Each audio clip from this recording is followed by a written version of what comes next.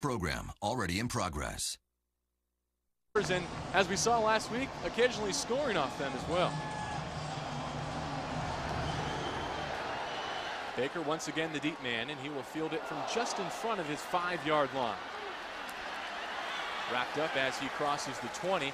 Let's take a look at the red zone efficiency for the Bulls. If there was a point of emphasis this week, it was finishing drives, and we've seen them do it in a couple different ways now. Once from outside the red zone through the air, and then with the ground and pound. They did do it with the ground and pound on that last play, and that last drive, they did a great job finding a way to get in the end zone. Even though they're 90% in the red zone putting points on the board, field goals aren't going to get it done. And Coach Holtz put an emphasis, hey guys, we got to find a way to get touchdowns. If we continue on as the season goes on and we get into this Big East Conference, for us to win games, we got to score touchdowns. Field goals are good, but touchdowns are much better. And so that was a great example of them finding a way to get in the end zone, running the ball. I like the way that offense was moving down there in the red zone. Speaking of running the football, the Rattlers bring in their big fullback, Ronald Jackson, and that ball is loose. The Bulls think they have it. You never know what goes on at the bottom of those piles. Those refs are down there. And they have created the turnover.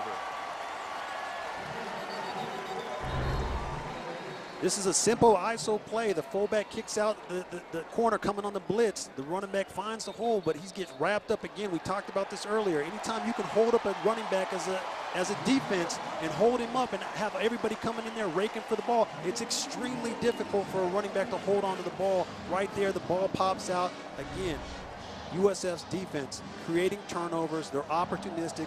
Another reason why they've been successful in the first 2 games, and they're being successful again here tonight. You saw Anthony Hill, 96 there, rip the football out. And Ryan, the coaching staff talked this week about mixing some twos into the starting lineups a little bit earlier this week to give them a feel for real live bullets. And Anthony Hill right there playing with the first defensive line ripped it out. Absolutely. Anytime a 2 can come in there and wreak some havoc himself and stay and compete with the 1s, that's a great sign as a coach. You gotta like that for a young guy, a 2, to come in there and play at a high level. That was one of their emphasis, JB, in the offseason. When they were in training camp, they talked about turnovers. They said they needed to find a way to create more turnovers. They emphasized that in the offseason. They practiced it. Now it's transferring over into the games. A.J. Love picked up a first down on that completion. Scott just scored a touchdown, and he reaches the 10. And a late flag flies.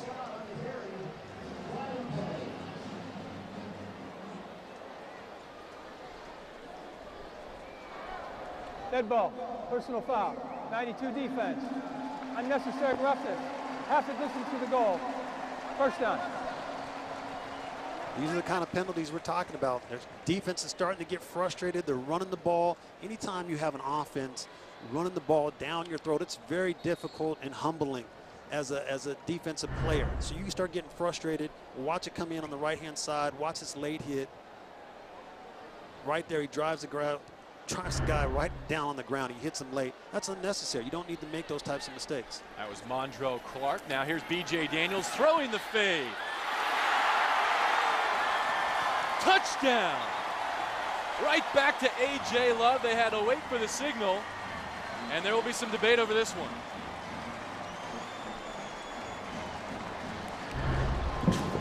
B.J. Daniels loves some A.J. Love. On the play is an incomplete pass. But he doesn't look like he was able to secure the ball all the way down to the ground. You can see one judge there rule touchdown, but already they've overturned the ruling on the field, and it will stand as incomplete unless we go to the video review. That was actually a really nice play by the defensive back to come in and swipe it at the last second to jar that ball a little loose and make the wide receiver, A.J. Love, juggle it as he went down to the ground. So second down and goal from the 5. Inside of 5 minutes to play.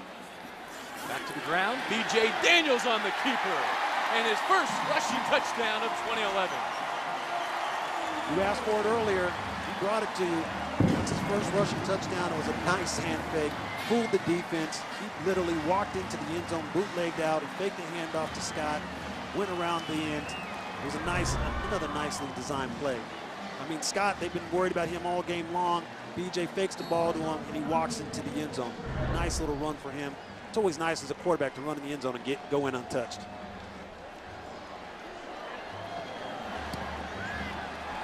21-0 USF. Daniels cashed in 5 himself a season ago. Finds pay dirt for the first time on his wheels this season as the Bulls turn a turnover into points, 21-0. B.J. Daniels continues to pad his stats. Again, you got to be excited as a USF fan to have this guy at the helm. I like the way he's playing. I like his confidence. I like his swagger. And at the same time, I like his leadership with his team. He rallies the guys behind him.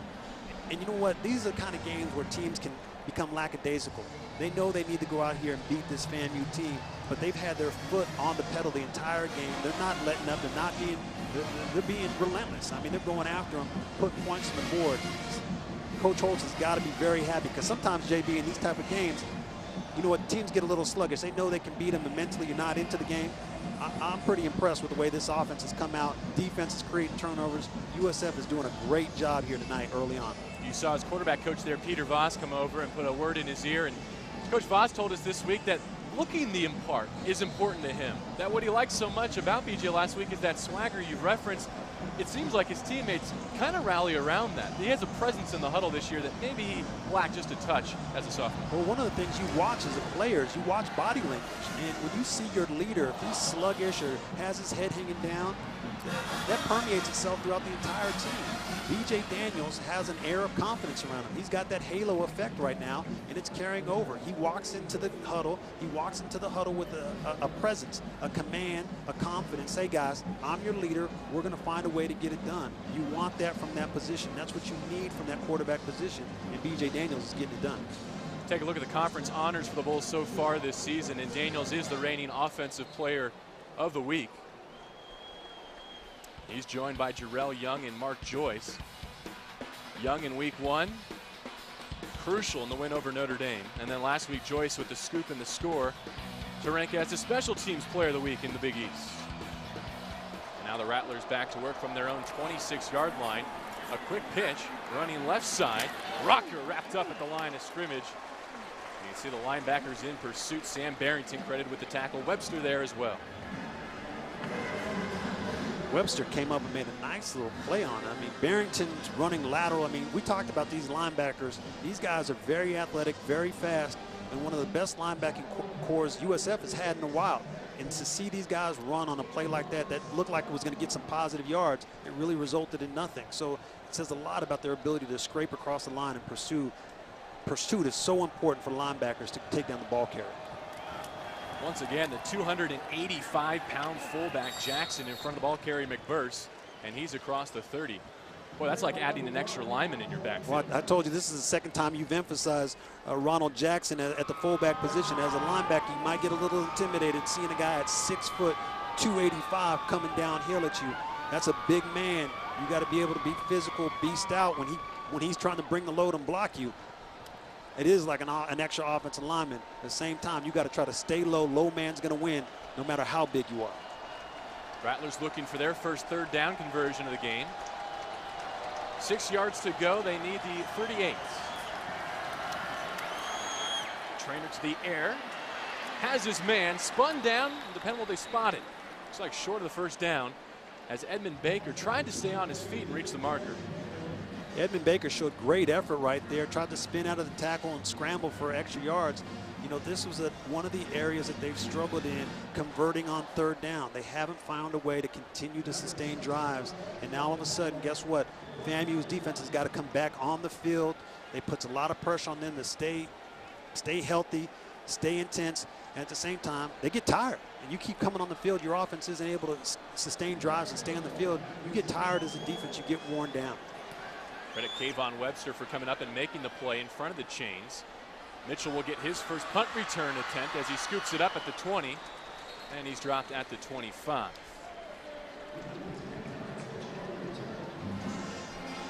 Take a look at the storylines in ball games so far. 2 turnovers, 2 touchdowns for USF.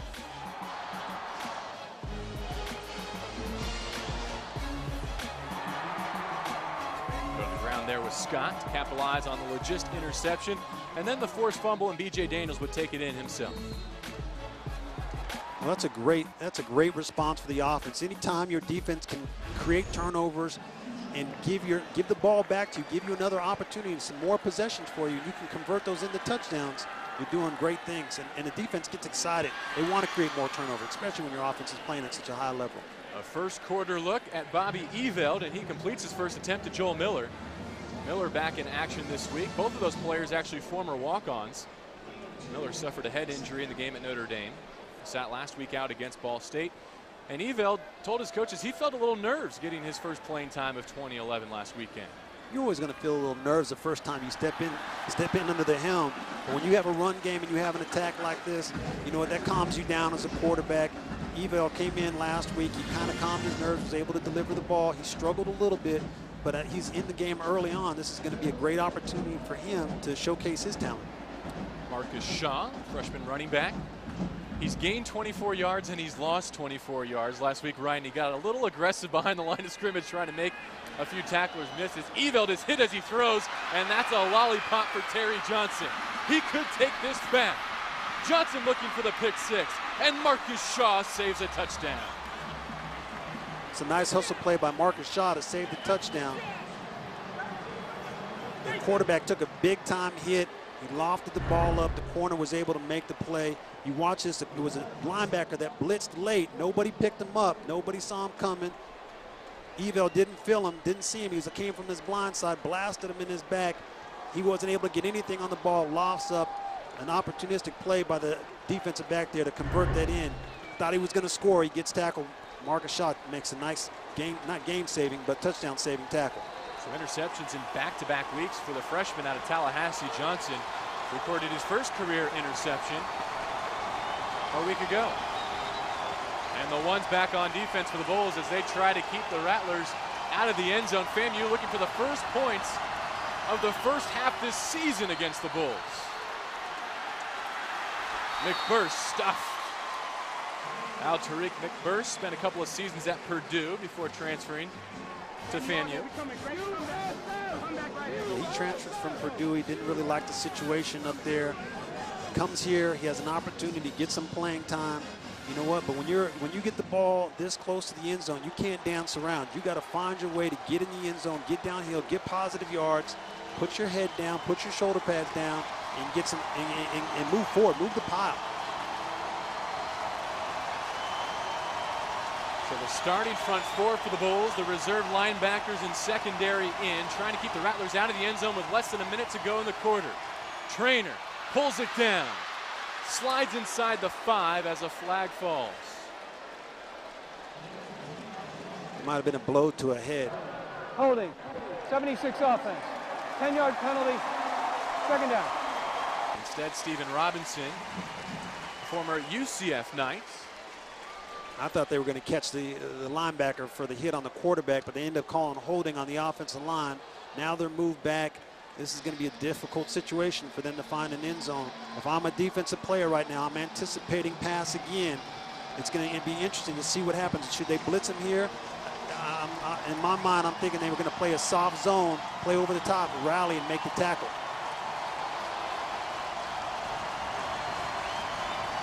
The Rattlers 16 yards away on 2nd and goal. They'll run the draw. Rocker to the 12. Rocker gets some positive yards right there. That was a nice little run. That was one of their best runs of the game.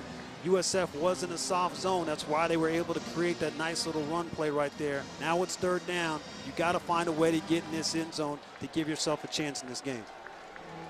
That will run out the first period of play. So the Bulls have kept a clean sheet through 3 games worth of first quarters. We'll see if they can keep their opponents out of the end zone for another first half when we come back to Tampa.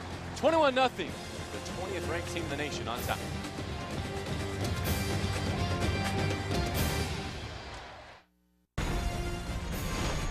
After a Bobby Eveld interception, FAMU took over on the 7-yard line. They're back to the 12 on 3rd and goal. They've scored 4 times in 5 red zone trips this season. All of them have been touchdowns. Levante Page lined up behind Ronald Jackson in the backfield. As we start the 2nd quarter, bootleg Trainer has his tight end in front of him, and instead he throws to the end zone, and Mark Joyce picks it off. picks up a block, and he could go. Joyce from the 50 will score. There are flags behind the play. But for now, touchdown Bulls. Touchdown Bulls, but I think that one's going to get called back. The corner was holding the wide receiver on that bootleg play. Joyce made a nice play as a defensive back to create that interception and run it back for a touchdown. Unfortunately, I think this one might get called back, JB. Our referee, Tom Tomzik, leading this Big East crew.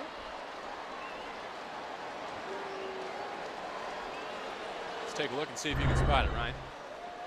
Well, if you look to the bottom of the screen, the bottom left-hand side, you're going to see the corner. Hopefully it shows up. He's grabbing a handful of jersey.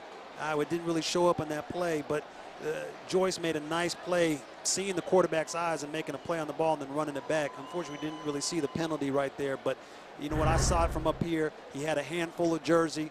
Anytime you get a handful of jersey, JB, those flags are going to come out. We see 2 or 3 of them on the field right now. There are 2 penalties on the play. Legal block in the back on the return team, number 90. That penalty's declined. Holding on the defense. That penalty being assessed half the distance to the goal. Automatic first down. So as you called it, holding in the secondary. There was not a number given, but it will negate the touchdown return by Mark Joyce, who just has a knack for finding defensive and special teams touchdowns. He returned an interception in the opener last season in his debut against Stony Brook. I tell you, that end zone's calling his name. He's very good. Seems like he's good friends with the end zone. He finds a way to intercept the ball. He created a turnover last week and got in the end zone. Finds a way to get the ball in his hands again tonight. Gets in the end zone. Unfortunately, gets called back. Now let's see how FAMU responds. That was a negative play. They have another opportunity, another chance with the ball a little bit closer to the end zone. What's the play call going to be? Are they going to run it right here and try to pound it in? They've struggled with that. Again, let's see if they can put the ball in Austin's hands and see if he can deliver something. So fresh set of downs, 1st and goal from the 6. They go right to Levante Page over the top, and he is stuffed. The first team defense back out there with the exception of Anthony Hill at one defensive end. That was a unique offensive formation. It almost looked like they were on the 1-inch line instead of the 5-yard line. Anytime you see a running back and you see the entire offensive line and everybody compressed like that, JB, and you see a guy try to go over the top, that usually happens right on the goal line. He's a long ways from the goal line right there. It's going to be hard to get in the end zone on a play like that. Saw D.D. Lattimore meet the back at the top of the pile. 2nd and goal now. Just a minute gone in our 2nd period of play. Page lined up to Trainer's right. They'll swing it out his way. And Levante Page gets in for the first opponent score against USF in a first half this season. Austin makes the right decision. He swings it out to the back. The back has the opportunity to lower his head, run for 5 yards. It was a nice play. The quarterback looks down the field. He realizes, hey, I got my running back, my safety valve out to my right-hand side. I'm going to dump it off to him and see if he can get in the end zone. This offense responded. They had a negative play. They had the interception. They got another chance. They found a way to get it in the end zone. The point after try is good, and that cuts the USF lead to 2 scores at 21-7. Levante Page had 5 catches out of the backfield coming into this game, picks up his 6th, and cashes in for a touchdown as the Rattlers make USF pay for an interception. Well, Florida A&M has committed 2 turnovers, and USF has scored 2 touchdowns off of them.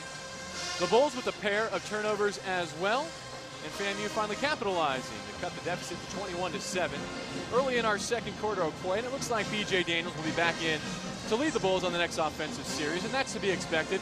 We saw Daniels sit early in the 3rd quarter last week, then return to the ball game. Well, they're going to sprinkle him back in. They're going to continue to give this offense confidence. Obviously, Daniels comes in. He brings an extra spark. Evo will continue to find his rhythm, and he'll play more in this game. But in this next drive, it's going to be important for this offense to try to find their way back in the end zone and put some more points on this board. Here's Lindsey Lamar from his own goal line, straight up the middle. And Daniels will take over from the 23-yard line. Let's send it back to the sideline and check in with Justin. All right, thank you very much, JB. One goal for USF in this game is to work on getting depth on their roster, and that's instituting those 2s in with the 1. We saw the entire backup offense for USF back in last series, the starters back in for USF this series. We'll see more of the 2s, though, later on in the game. Thank you, Justin. And Ryan, I know one thing the Bulls will not do, and that is sprinkle the twos along that offensive line when their starting quarterback, B.J. Daniels, is in the game. Well, that's the golden goose. You want to protect the golden goose. You're not going to allow your backups to come in and give them an opportunity to make a mistake and get your quarterback hurt. There's a nice relationship between B.J. Daniels and his starting unit. They work together very well. You don't want to disrupt that rhythm or timing. So it's important for this offensive line, the ones especially, to be out there when B.J. Daniels is out there. Sterling Griffin picked up 4 on that reception. 2nd and 6 from the 28. Daniels out of the shotgun with an empty backfield. Barely moves his feet as he finds Griffin again. Out to the 45-yard line. I don't even know if you could call that a drop back pass. I mean, literally took the ball from the center. He's kind of in a shotgun position.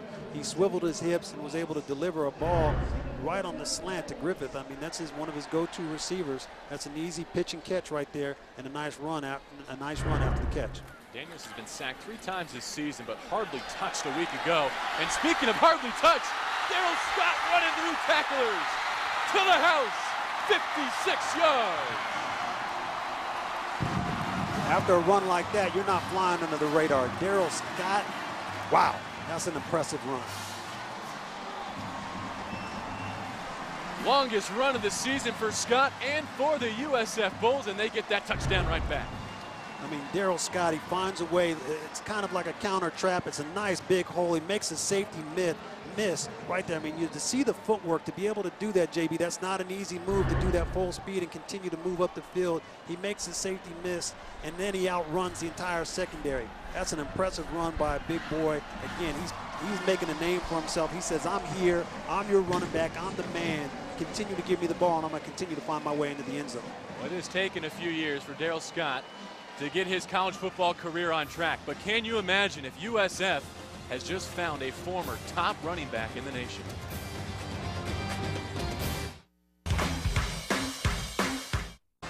USF back on top 28-7 as they expand their lead on the 56-yard dash for Darryl Scott. He had a hurdling 31-yard scamper last week, but that one finishes in the end zone. 10 rushes, 113 yards. That's a nice first half. That could be a nice game for a lot of running backs in the nation. Darryl Scott continues to impress. You got to like the way he's running the ball with confidence. Sometimes you get a running back that's a little bit hesitant. He's not hesitant at all. Well, with these types of holes, it's hard to be hesitant. You just got to run through them. But he's got to continue to maintain that type of confidence throughout the entire game. Baker straight up the middle. Nice takedown by Marvin Kloss to keep that from being any worse. The Rattlers will take over from their own 40-yard line. Let's go back to Justin on the sideline for some more perspective on Scott. All right, yeah, thank you very much, JB. It was a glorious day when Darryl Scott transferred back home to USF. He's from the Tampa Bay area, so I know that USF coaches were ecstatic to get this highly touted running back from Colorado, and boy, he has not disappointed in training camp, and he has not disappointed early on in this season. Back to you. Thank you, Justin. Yeah, the coaches just couldn't wait for that transfer year to pass so they could get him on the field. They were salivating at the prospects of having that body. Absolutely. Anytime you got a talent like that and you can't use him, you can't wait to have that weapon out there in the open field and get him on the field. And now they have the opportunity. Now you're seeing the results of that. Glenworth Lennon on another reverse. And it looked like they might get a face mask penalty tacked on at the end. There looked like a late grab on the face mask late on that sideline. Again, another reverse. At the same time, they set that play up earlier when they ran the pass off of that. This time they choose to run it. They tuck it. They get some more positive yards for this offense. This is a nice response for this FAMU team. Quentin Washington got that right hand in there. He's been flagged twice now, also for the pass interference penalty back in the first quarter. Well, this drive really started with that nice return on special teams to get themselves out of being backed up. They got the ball pretty far down the field. Now they get another big play on offense. Now they find their way almost into the red zone. All the way to the 27-yard line and first down. They'll look Lennon's way again. And the pass overthrown in the end zone. Austin had Lennon wide open. It was a nice double move. They corner bid on the double move. Austin led his wide receiver Lennon a little bit too much. He knew he missed it. You could see his body language after the play. He just missed a guy. He had him open for a touchdown. Let's see what they go back to now.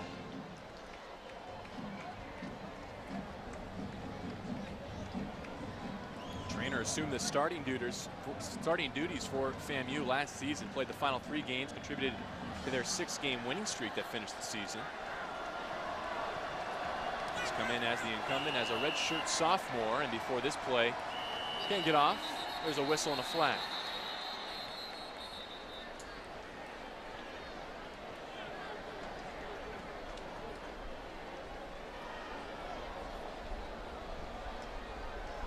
False start. 72 offense. 5-yard penalty. Second down. That's Robert Hartley, the right guard. JB, you know, they've had several false starts and illegal procedures. Those are undisciplined. That's just being undisciplined. Those are mistakes that you can't have. I know those are the type of mistakes for Coach Taylor that frustrate him. He's been in the game for a long time, and to see his team make those types of mental mistakes, I know inside he's boiling. Those are the kinds of mistakes. If you want to succeed, you got to eliminate them. Now they're 2nd and long. They're going to have to go back to the air again. 5 penalties for 30 yards against the Rattlers. And with the blitz coming, he throws right side. Another flag is down, and that pass is incomplete. The intended receiver, Lashad Toots.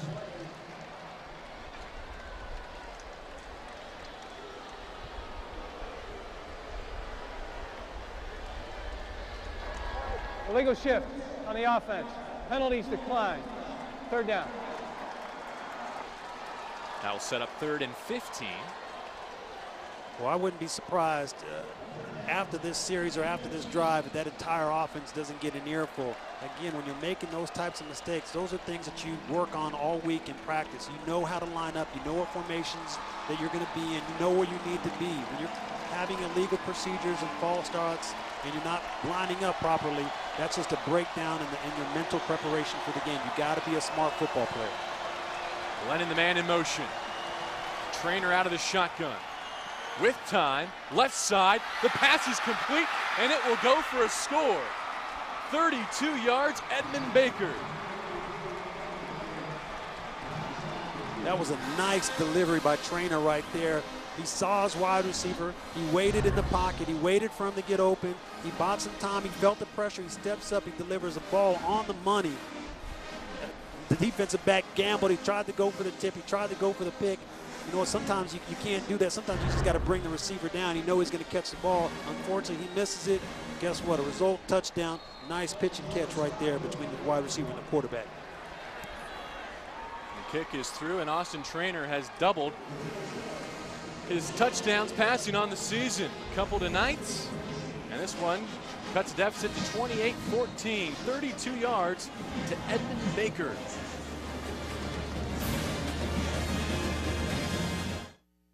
Get your New York sports here. FAMU on the board with their 2nd touchdown of the game. The Bulls were able to answer to the first. Let's see what they do with their offensive possession here. 11:48 to go in the 2nd period of play. And Ryan, you know, across the country, this score is falling across that bottom line, and people are seeing the top 20 Bulls not yet able to separate from the Rattlers. Yeah, they're not able to separate because FAMU is well coached. This is a team that's here to play. There's 4 quarters in this game. They're not going anywhere. They haven't packed their bags. They haven't folded their tents. Even though USF is up right now, FAMU is going to continue to fight. They're going to continue to scratch. And that's what you got to respect about this young team, this team from FAMU. I like the way that they're playing right now, and they're finding a way to get it done. Nobody's really been able to score in the first half against this USF defense. They've scored twice now. That's got to give them a little bit of confidence. Now their defense has got to come on the field and find a way to slow down USF's offense, which they haven't done all night. A 20-yard return by Lindsey Lamar. He carries tacklers out to the 26-yard line. Let's take a look at the Florida A&M Rattlers profile. 11 HBCU national championships, the most recent coming in 1998. If you're a fan of football, especially in this state, FAMU carries some talent. Well, they carry some talent. A lot of players have gone on to the next level. And the interesting part is they have actually 2 coaches that have played at the next level as well.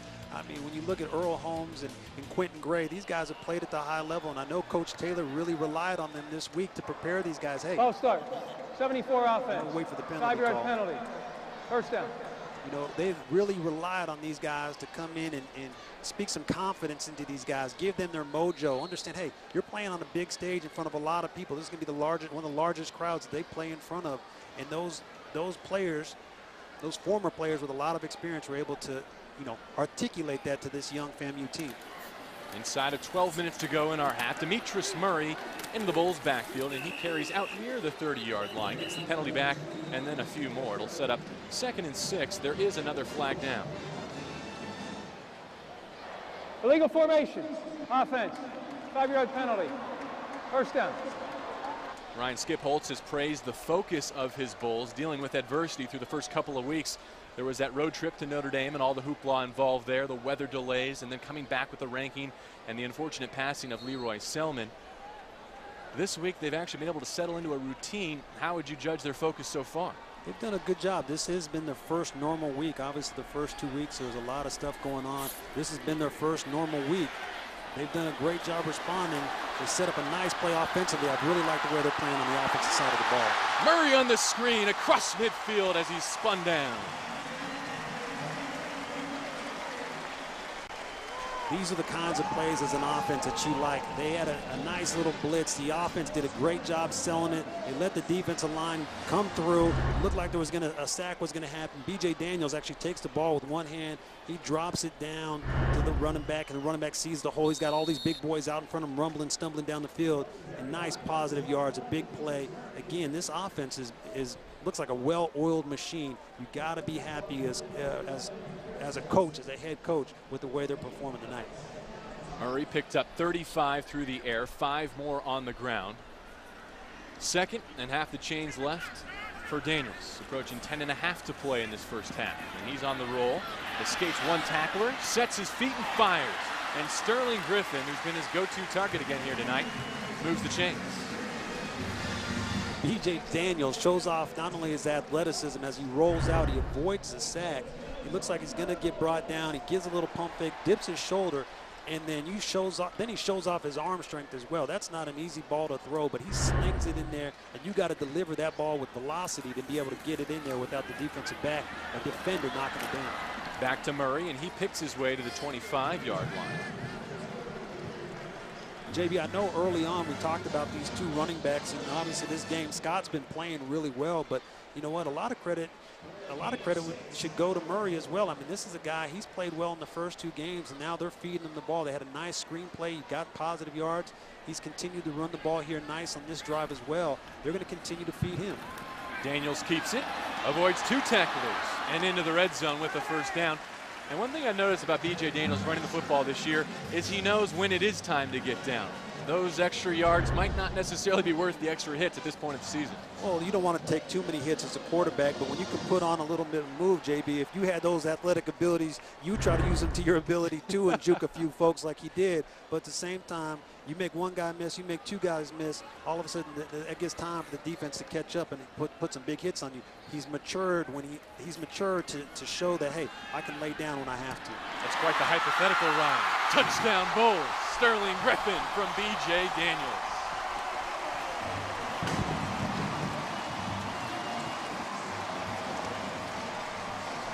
"17 yards on the scoring strike. 34-14, Bulls by 20. You're going to watch this develop right on the screen. B.J. Daniels sets up, delivers a nice ball to Griffith. He runs a nice little curl route, sits it down right in front of the end zone. He catches it, he turns upfield, gets into the end zone. Again, B.J. Daniels finding a way to sit in the pocket, deliver the ball on the numbers. That's one of the things that we talked about. Sometimes, you know what, last year he'd be a little bit inaccurate. He'd throw that ball a little bit high, a little bit outside, and the receiver couldn't do anything after the catch. This time he's putting it on the numbers, and now that receiver can catch the ball and make a move and find a way into the end zone. First touchdown reception of the year for Sterling Griffin, the redshirt sophomore, back from an ankle injury that cost him his 2010 season. Did have a couple of touchdowns as a freshman in 2009. I mean, that's not an easy ball to deliver. I mean, he makes it look easy, but that's a talented quarterback at that position. He fakes the handoff. He has to drop his eyes a little bit. He gets his eyes back on his target. There's defensive players underneath him. The wide receiver does a great job working into the hole of that zone defense. He puts the ball on the numbers, and Griffith catches it, goes in for the end zone. I mean, you got, again, I'm telling you, this looks like a well-oiled machine the way this offense is moving up and down this field. Now the defense has to find a way to rise up, come back to creating some turnover and stopping this FAMU team that has a little bit of confidence now. USF needed 6 plays to go 81 yards, 2 minutes, 37 seconds. And a touchdown by Griffin from B.J. Daniels.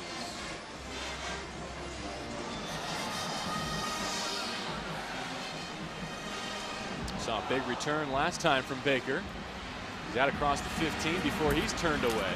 And this time corralled at the 22-yard line. Back down to the sideline. Let's check in with Justin for more on Sterling Griffin. Yeah, thank you very much, JB. One thing that was amazing about B.J. Daniels in a new offense last year was that he was doing it without wide receivers that had played wide receiver before. Sterling Griffin was out, A.J. Love was out, so they had to turn to Evan Landy, who was a quarterback, Lindsey Lamar, who was a running back, Joel Miller, who was a running back, and Terrence Mitchell, who was a cornerback as well. So he gets his receivers back plus some this year. JB? And he's using them all as well. I mean, you can see he's dialed in with Love and Griffin tonight. But there's plenty of other receivers sprinkled in who have made an impact through 2.5 games. Well, he's got a nice rapport with A.J. Love and Sterling Griffin, as you said, JB, because those are your big-time receivers. They're making plays for you. But at the same time, he's matured to the fact to know, hey, if those guys aren't open, I got other guys I can trust. I got other receivers. I can sprinkle it around to my tight end, Landy. I can dump it off to my running backs and Scott and Murray. I can find Victor Mark. I can find these guys all over the field. And he did a great job last week doing that. He delivered the ball to 9 different receivers, 9 different individuals caught the ball, and you want to be able to do that as a wide receiver. I mean, as a quarterback. JB, there's a lot of guys asking for the ball out there. Everybody wants it. You just got to find the open one. You got to be a smart quarterback and deliver it to the guy that's open, that's going to be able to continue to allow your offense to succeed. He's doing that. All right, the Bulls are looking to stop FAMU for the first time in this period. 2nd and 10 from the 23. Trainer with time delivers on the money to Baker, and he spun down at the 30. Let's take a look at 2 of those receivers we've mentioned, A.J. Love and Sterling Griffin, both back from injuries in this offseason, and what a difference it makes. You can see they're just more fluid, natural pass catchers. They are very fluid, and both of those injuries that they had, a torn ACL and a dislocated ankle, those aren't easy to come back from as a wide receiver. Obviously, you have to be able to come in and out of your breaks, and it says a lot about the training staff to get these guys ready to play this year. Those are very tough injuries to come back. They didn't just come back ready to play. They came back ready to play at a high level. I know the coaching staff is excited to have him, and B.J. Daniels says, hey, I got 2 weapons that are going to get it done for me. Heat coming on 3rd and 3. They got to Trainer. It was Ryan Giddens delivering the hit, and the Rattlers will be forced to punt. They're forced to punt again. They're not able to convert again on 3rd down. Another big-time hit on the quarterback. You know, it's hard to take those types of hits and stand in that pocket, JB, I tell you. And that's one of the reasons why that ball came up short. It was a nice route. It was there. It was a nice play call. But when you got a big man breathing down your neck as a quarterback and you can't fully step into the ball to deliver it, it's going to be tough to complete that pass. A low line drive kick from Holgren. Sends Mitchell back. There's a flag down just outside the 20-yard line. It looks like we're going to get a legal block in the back. That's a tough call on that player right there. You got to be smart in that situation. Looks like Rashard Clyett will be flagged for the infraction. Let's take a look at the preseason poll and see exactly where the Bulls were expected to line up. And after a couple of weeks, I think the voters, if they had another chance, might shake up these rankings just a little bit. Iowa rallying to beat Pittsburgh in Iowa City earlier this afternoon. West Virginia over Maryland, holding off a Terps comeback in the final minutes. Pittsburgh was up big early. I mean, they were up 24-3, and they gave up that lead and allowed Iowa to come back and take the game from them. I mean, I definitely agree with you. I think if the voters had an opportunity to do that now, after really 2.5 games, really, I think you would see USF might be at the top of those charts. West Virginia continues to play at a high level. They had a tough game today, but they found a way to get a W too. Daniels 9 of 13 as he begins another drive and shakes off potentially a safety. Still on his feet, a chance to make a play. That's exactly what he does. Sterling Griffin is safety valve, but Daniels did all the heavy lifting. B.J. Daniels, da-da-dun, da-da-dun. I mean, that's a nice little play right there. I mean, you talk about a highlight play that you're going to put on your highlight reel. To be able to shake off this defender and throw him down to the ground, scramble and make another defender miss, then at the same time still get your eyes up to be able to deliver the ball accurately. Wow. I'll tell you, that opened the eyes to a lot of people in the stands. I mean, there's a lot of people on their feet right now clapping for him. High snap. Scott has it. but the Bulls will lose about 15 yards. You know, that almost happened on a couple plays and a couple drives earlier. That was a tough snap. That wasn't B.J. Daniels' fault. It looked like the center had got a little anxious and snapped that ball over his head. It was lucky that Scott was able to jump on it and recover it. Even after the loss, the Bulls going with the no huddle. Now faced with 2nd and 24 from their own 16. Screen pass left. Scott gets a block, and he could go down the near sideline. One man to beat, and A.J. Love is going to help. What a night for Darryl Scott, his 3rd touchdown. 84 yards. Darryl Scott, I think they might have a Superman symbol underneath that uniform. I mean, you talk about a guy that's playing at a high level tonight. Takes a simple screen pass. The offensive linemen do a great job setting up in front of them, getting the blocks that they need, and at the same time, the receiver finishes down the field blocking for him. Scott gets the ball. He sees those big boys out in front, makes some nice key blocks, makes the defenders miss, and at the same time, you got to love this. The wide receiver, A.J. Love, a playmaker, is out there leading the way, blocking the defensive back and allowing Scott to score. You always love that when your wide receivers not only catch the ball and run with it, you like when they can do the dirty work too and make blocks. Scott's got to give him a high five. Let's take one more look. As Scott already over the century mark rushing the football. And if he can add this to his repertoire, look out. And how about the block from Love too? We'll get a good look at it here as he clears the way.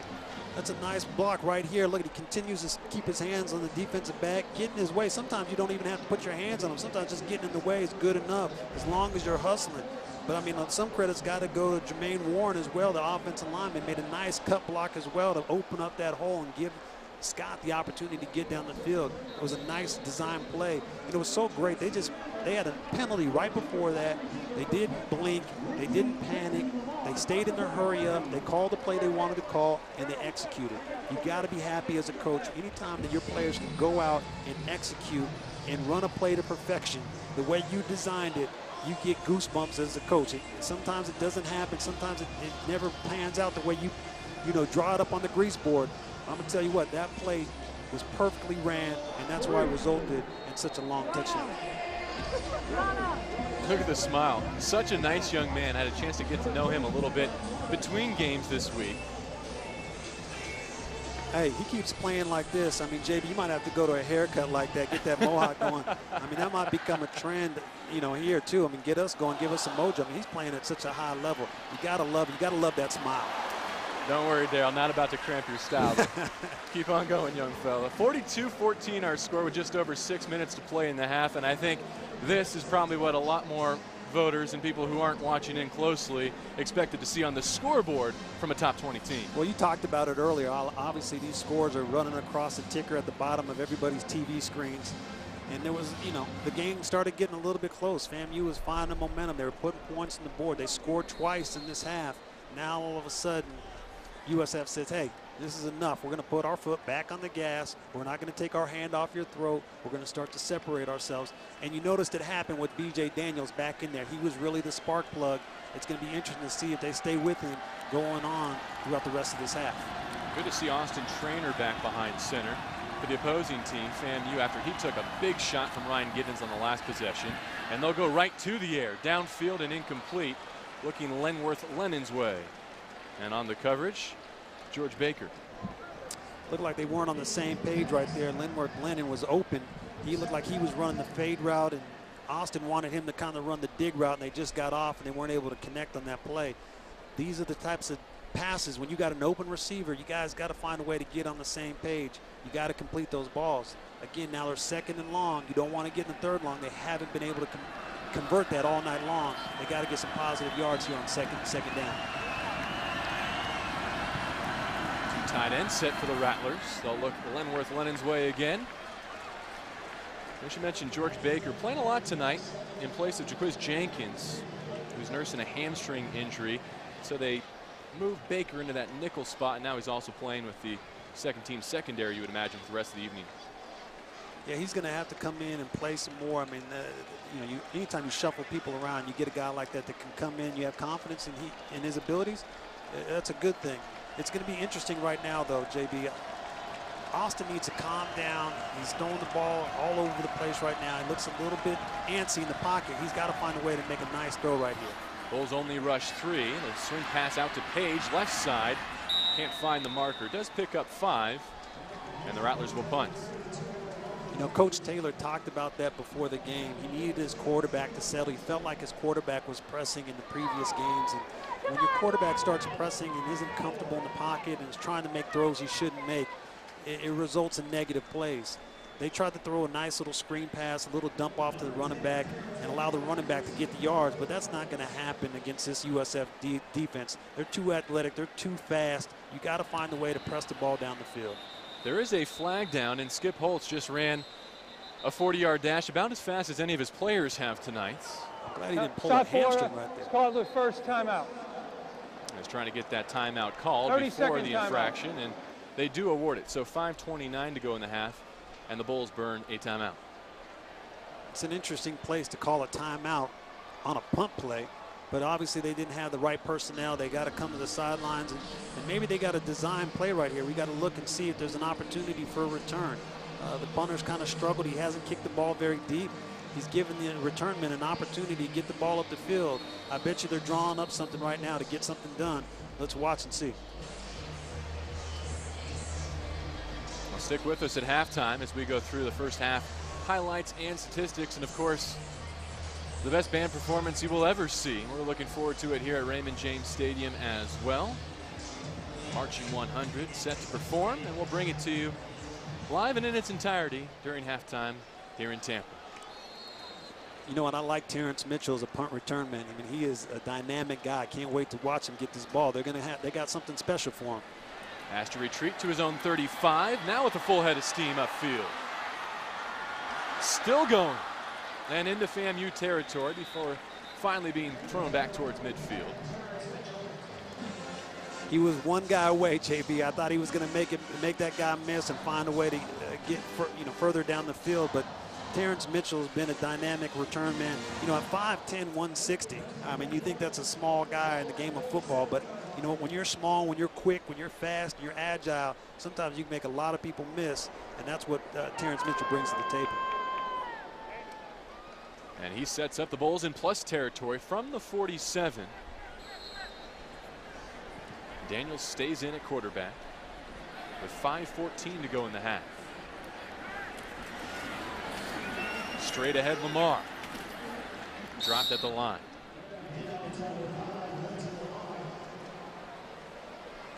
Credit the tackle there to Ellie Hippolyte. They're wasting no time. They're going to continue to keep their foot on this gas. I've said it several times. They're in their hurry up still. There's 4 minutes, less than 5 minutes to go in this game. But they're going to try to find a way to put points on the board. That's what this team wants to do, and that's what B.J. Daniels wants to do. He's a winner. He's going to continue to make positive plays and move his offense down the field. You got to like that confidence that he has right now. Hey, I don't care that we're up 42-14. I think it's 0-0. You got to have that mentality. You got to continue to play well and continue to execute. And that's why they're staying in this hurry up. I like that. Had to be at least the third time tonight the Rattlers thought they had Daniels drop for a loss. And in the blink of an eye, he's picking up positive yardage. Well, B.J. Daniels is going to be in the dreams of a lot of these guys, or nightmares per se, on a lot of these FAMU defensive players. I mean, he's made a lot of guys miss. And it's difficult when you're facing an athletic quarterback and just an athletic player that has the ball in his hands, is able to make guys miss. You know what you got to have? You got to have 11 guys on defense rally. If one guy misses, guess what? 10 other guys got to be there to rally and bring him down, and that's what this FAMU team needs to do. Andre Davis just picked up his first career reception, and they go right back to him. The three-time All-State selection out of Jefferson here in town, and a 6'1" freshman. I mean, you talk about the pocket. This offensive line doesn't get enough credit. I mean, do a great job protecting B.J. Daniels. He doesn't even have to really move his feet. He sets up well.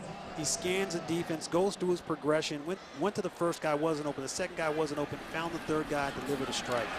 And now Davis is wide open, and he's going to pick up his first career touchdown. B.J. Daniels, 27 yards to the freshman. You look at the body language of the FAMU defense. They're scratching their head right now. There was some misconfusion And when there's confusion on defense and you got a quarterback that's this confident, he's going to hurt you. He's going to burn you. He's going to find the open man. He bootlegs out. They ran this player earlier. They ran it effective. They went back to the well. They find Davis wide open. B.J. Daniels is doing a great job. Davis has got to be happy. Hey, if you're not going to cover me, I'm going to catch it. I'm not just going to catch it. I'm going to score. And they found something that works, and they kept going right back to it. What a confidence builder for Andre Davis, who has seen the field, but to get his hand on the football and then to find the end zone, add him into that receiving mix. Daniels has used 7 different receivers to build a 49-14 lead. Andre Davis, obviously a freshman out of here, a local boy out of Jefferson High School. And when you get open like that, I don't care if it's high school, college, or the pros, you got to catch the ball. Not only just catch the ball, find a way to get in the end zone. He knew what to do with it. He was excited. You can see that smile on his face. Hey, go Bulls. He knows what happened. That's my first touchdown at the next level. He's got to be excited. I know his family's got to be excited for him as well.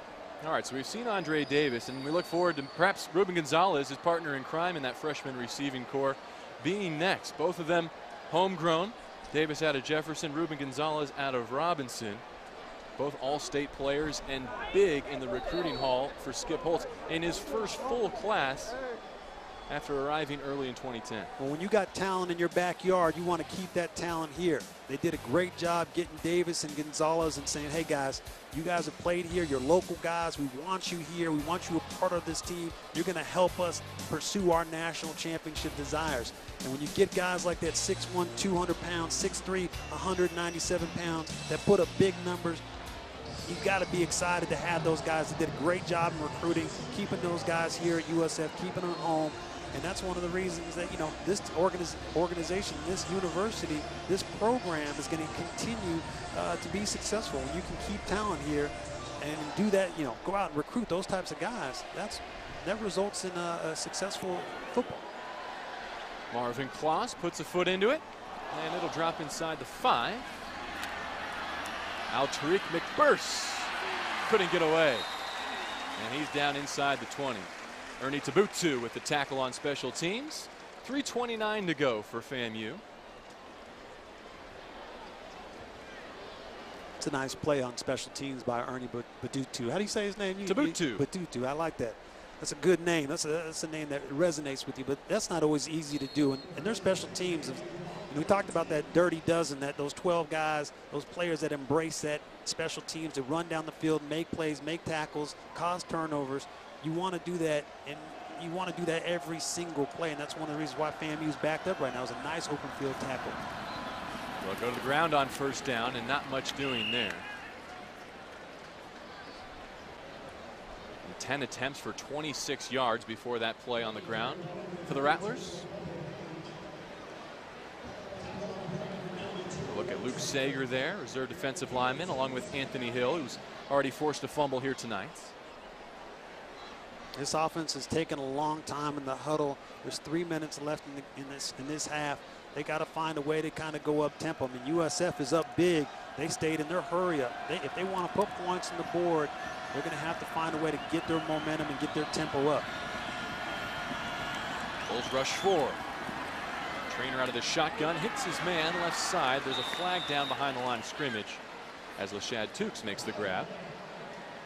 For more on Andre Davis, let's send it down to Justin on the sideline. All right, thank you very much, JB. And I got a chance to see a lot of Andre Davis at Jefferson High School, including the state championship game last year. He was phenomenal. And we talked about the wide receiver position for USF earlier on in the game.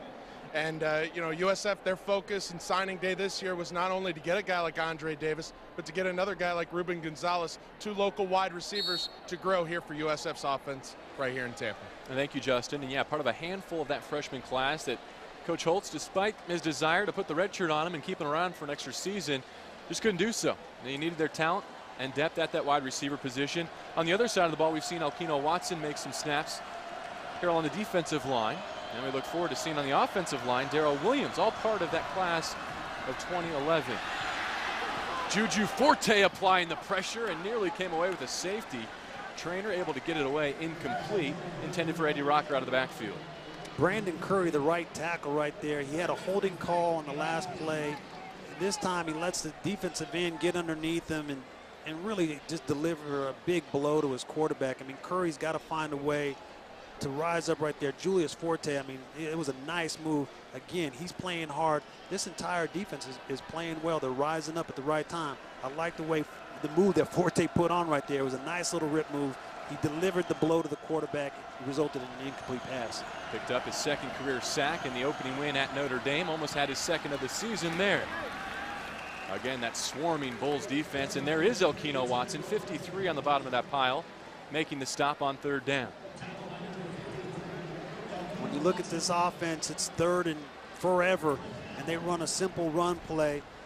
That's not going to result in a first down. I know the offense is getting frustrated. I know Coach Taylor's getting frustrated with their ability to move the ball effectively. And at the same time, if they're not going to be able to protect their quarterback, they're going to continue to hand the ball off. When your quarterback's taking those types of hits, you're going to have to hand the ball off and punt the ball and live to fight another down. A great kick as Mitchell has to retreat. He did not touch it, so the ball will be down at the 34-yard line. And 124 left for the Bulls to perhaps put an exclamation point on this opening half of football. 51 yards on that punt by Brandon Holdren. I don't think that this offense is going to let up. They're going to try to work this situation. They have a minute 24 on the clock. This is a great opportunity for them to practice this situation, for their offense to get experience here, to build confidence. Can we put points on the board with a minute 24 on the clock? Look at BJ's numbers, 14 of 18. Looking for another touchdown before the half. That pass intended near side for Victor Mark, who had his first career touchdown a week ago against Ball State. Sometimes B.J. Daniels' bad habits show up, and sometimes he gets a little bit impatient and he rushes his throws, and instead of letting the route develop, he rushed that throw, and that's why it resulted in an incomplete pass. He's just got to be patient a little bit, take his time, and he's been working through those bad habits, and that's why he's been successful, but sometimes they rear their ugly head at times. Good throwing lane there for Deontay Welch, and he makes the grab, pushed out of bounds in Rattlers territory, and there's the first career reception for the redshirt freshman. Again, spreading the ball around, finding the redshirt freshman, again, setting his feet, allowing the route to develop. That's a nice play on his part.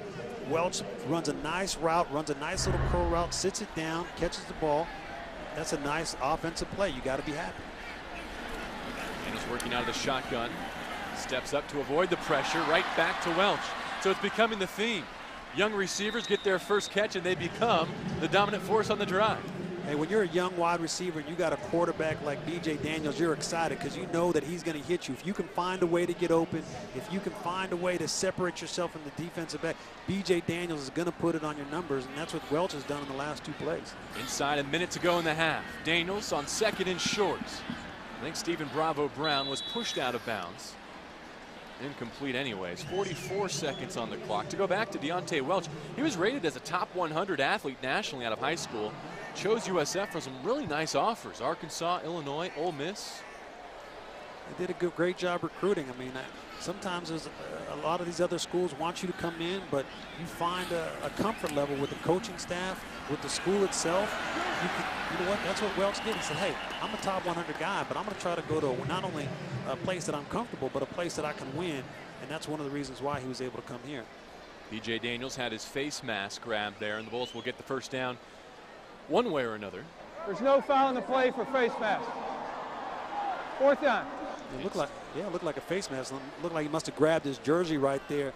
I think B.J. Daniels likes the contact. He likes when guys are hanging on him. He's strong. He's physical. He can throw them off, and that gets him jacked up. Sometimes, though, he's got to be patient. We talked about this earlier. He's got to know when to go down. You can fight for too many extra yards. You can get hurt in those situations. On that particular play right there, I like what he was doing. He was fighting for extra yards. He wasn't able to get too many, and now he's got a chance to throw and complete a ball.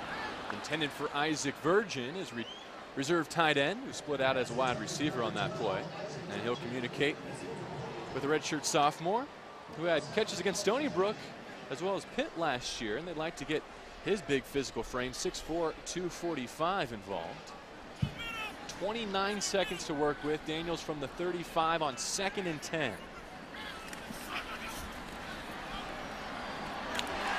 There's Victor Mark for a first down inside the 20 and another red zone opportunity for USF. They're going to call a timeout right here, but again, this was an opportunity for this first-string offense to work themselves down the field, work the clock. B.J. Daniels has done a good job. They sprinkled it in with some freshmen.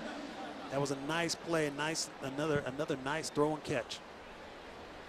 Bulls over 500 yards of total offense in this first half of play. And they like to pick up 19 more before the clock runs out on this first half.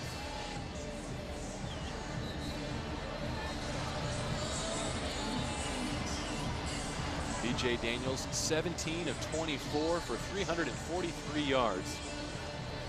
And not even 2 quarters of work. He's intent on defending that Big East Offensive Player of the Week award. He is definitely intent on defending that. I mean, he's going out with the mindset, you know what? I was successful last week. I'm not content, though. I'm going to continue to push myself as an athlete. I'm going to continue to push myself as a quarterback and find a way to get better and continue to put up big numbers. And he's done that here in this first half. He's got 24 seconds left on this clock. He's got to find a way to get this team in the end zone and complete a very successful first half. Has to dodge the pressure here. Somehow still alive. Back at his 30, he'll throw it to the end zone and live to see another day. FAMU's defense has got to be seeing a ghost. They had him wrapped up. They had him in their grasp. And all of a sudden, like vapor, he just disappears on them. B.J. Daniels, again, shows off his athleticism.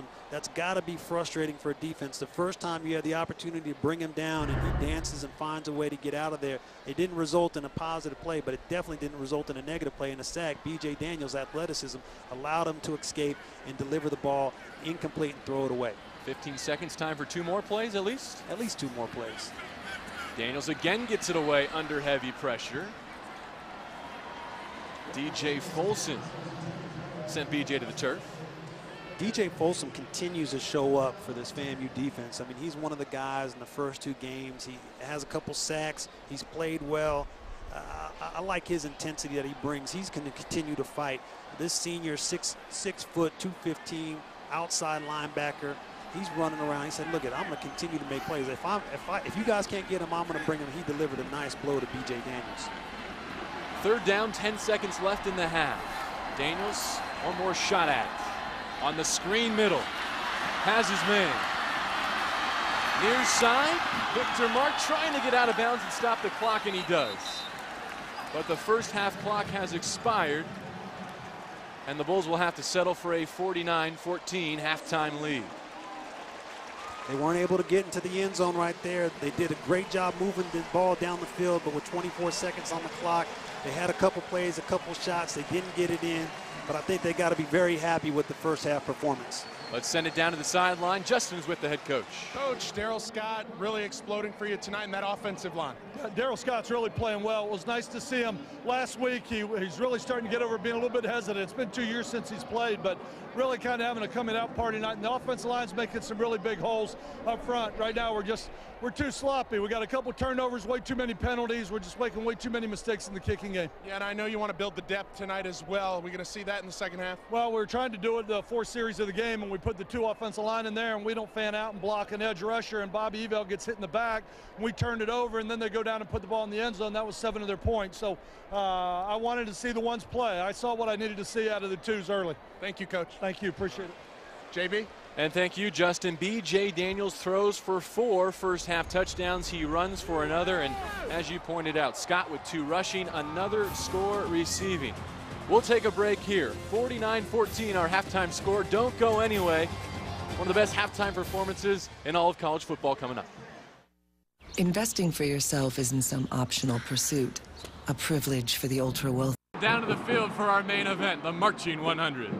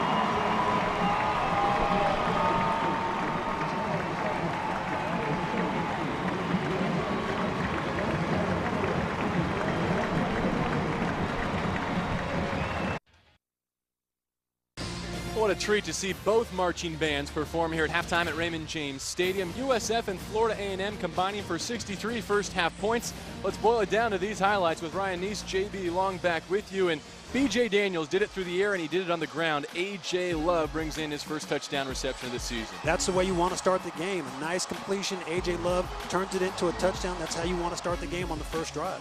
Darryl Scott got a touch, but not before B.J. Daniels used his feet. B.J. Daniels shows off his athleticism and gets in. And then this is just a video game move right there. A little juke left, and he's off to the races. Scott is gone. He shows a little agility, shows off a little bit of speed. He did it all night in the first half. And on a night of firsts, Andre Davis gets his first touchdown reception as a Bull. Also picked up his first catch, the freshman, on that drive. And so we take you to our halftime statistics. USF dominated in the offensive categories. The turnovers even at 2. Penalties and time of possession likewise. Well, Coach Schultz talked about that. He talked about some of the mistakes, the turnovers, the penalties. Those are things that he needs to correct. Obviously, it's easy to look at the points and the success that they've had on offense and defense. But Coach is worried about the mistakes that USF is making. Hopefully in the second half, you're going to see these the second team get out there. Hopefully they don't make the same mistakes. Bulls will receive to start the second half, up 49-14.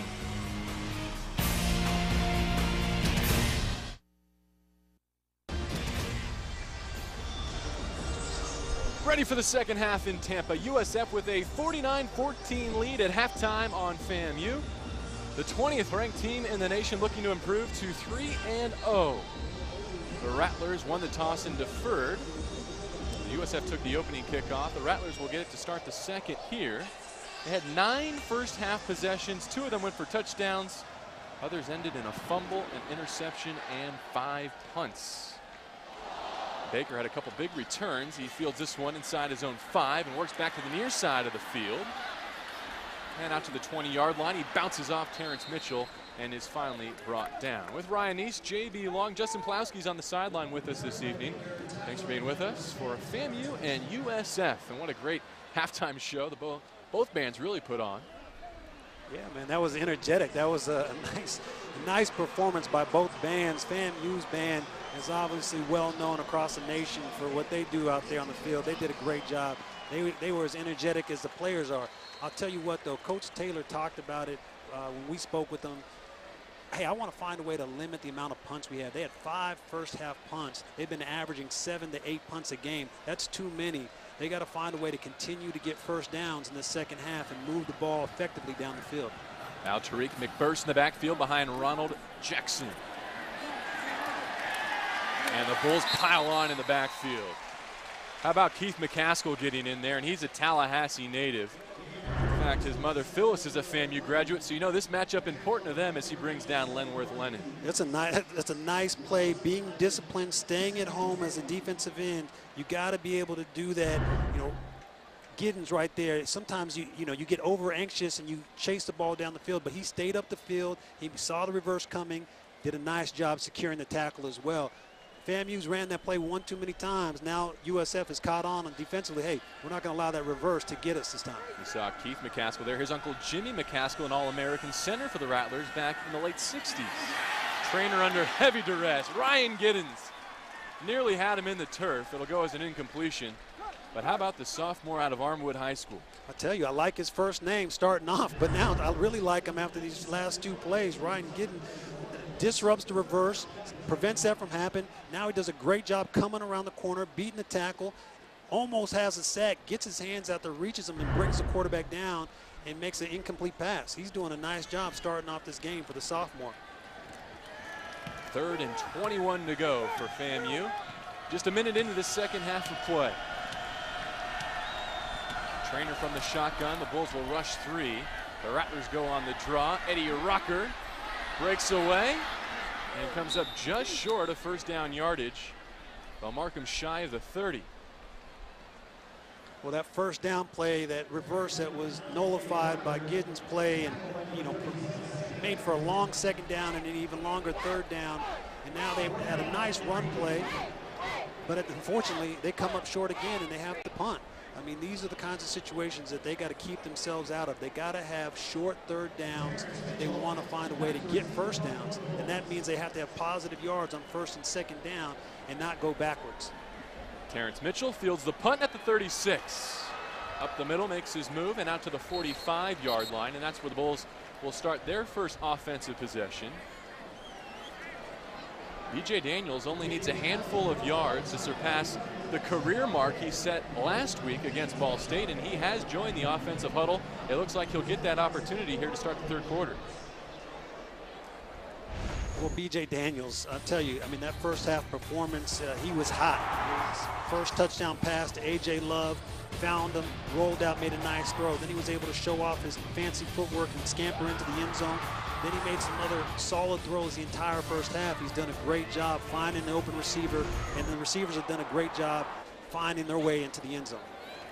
There's a fly sweep. Lindsey Lamar hit hard and dropped right back at the line of scrimmage. John Ojo making an impact play. John Ojo's name keeps coming up. That's a nice play by him. He got a lot of credit in the last couple games for making plays. He has 2 INTs. That's a solid tackle right there. He drives his feet. He wraps the ball carrier and drives him down to the ground. USF tried to run the reverse, and FAMU said, hey, we've seen that before. That's not going to work against us either. Daniels only needs 4 yards for a new career best, and he has it. Picks up 9. Sterling Griffin just shy of the first down. Daniels threw for 359 a week ago against Ball State and surpasses that mark here 7 days later. It's not bad to have a career best early in the third quarter. He hasn't even had a chance to play a complete game, but it just shows the type of performance he's had in the first half and the type of performance he's having here tonight. He's doing a great job spreading the ball around, pushing the ball down the field. And at the same time, I just said it a second ago, when the receivers are catching the ball, they're not just catching the ball and getting tackled. They're catching the ball, getting 5, 10, and even bigger yardage as they break tackles down the field. Darrell Scott rushed for 113.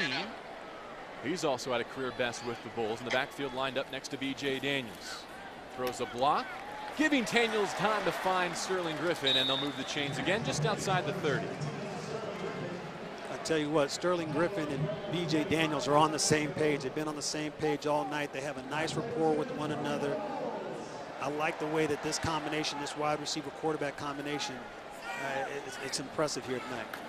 8 catches, 96 yards for Griffin, and there goes Scott off to the races for his 4th touchdown of the night.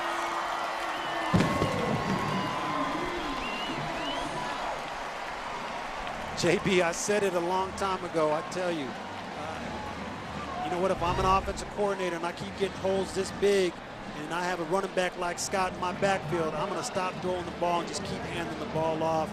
That's one of the reasons why Scott has been able to rush the ball so well that tonight he's getting huge holes. He was almost hesitant. It almost was foreign to him to see a hole that big. You see him take a little stutter step in the hole, but he accelerated through it, ran past the defensive backs on his way to another touchdown tonight.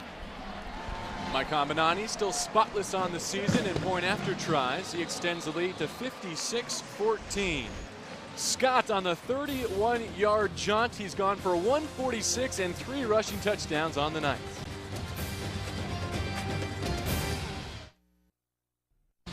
The Bulls open the second half with a 5-play, 55-yard drive.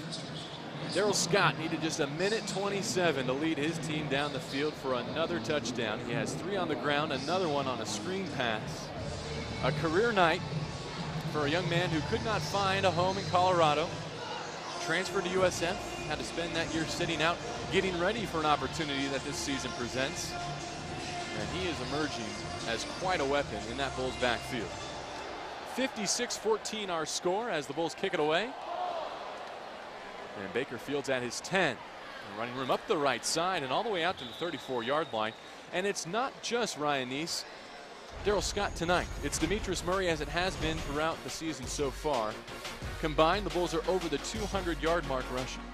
This dynamic duo at the running back position is one of the reasons why this offense has been so successful. You look at these two guys and you look at the numbers that they've had, very impressive. You know, a lot of credit's got to go to them pushing one another. It's almost a competition. Who can outdo who? And it's great to have that type of competition at that running back position, and it's exciting to watch when you see these young guys going out on the field and making plays. And at the same time, you look at FAMU, they're a little thin on defense. They're missing a couple of their guys, and USF is taking advantage of it on offense. They're going to continue to pound them with the run. Meanwhile, on defense, USF has forced 5 3-and-outs. And looking to lock it down defensively after allowing 14 first-half points. Those are the first points that an opponent has scored against USF in the first half this season. And you get a look at some of the defensive changes for coordinator Mark Snyder, who led a top 20 defense for the Bulls a year ago. Elkino Watson, the freshman up front. Luke Sager in there as well. We'll see a lot of the twos worked in here for depth purposes in the second half. Well, sometimes the best defense is an offense that can stay on the field and not allow your defense to come on the field. And FAMU's got to find a way to stay on the field right now and continue to sustain this drive. Their defense is tired. It's hot. It's humid here. They're sluggish right now. USF is pounding the ball against them. In some way, somehow, they got to find a way to convert on this third down. Trainer was looking for Elliott there as Ernie Tabutu and Mark Joyce converged in coverage.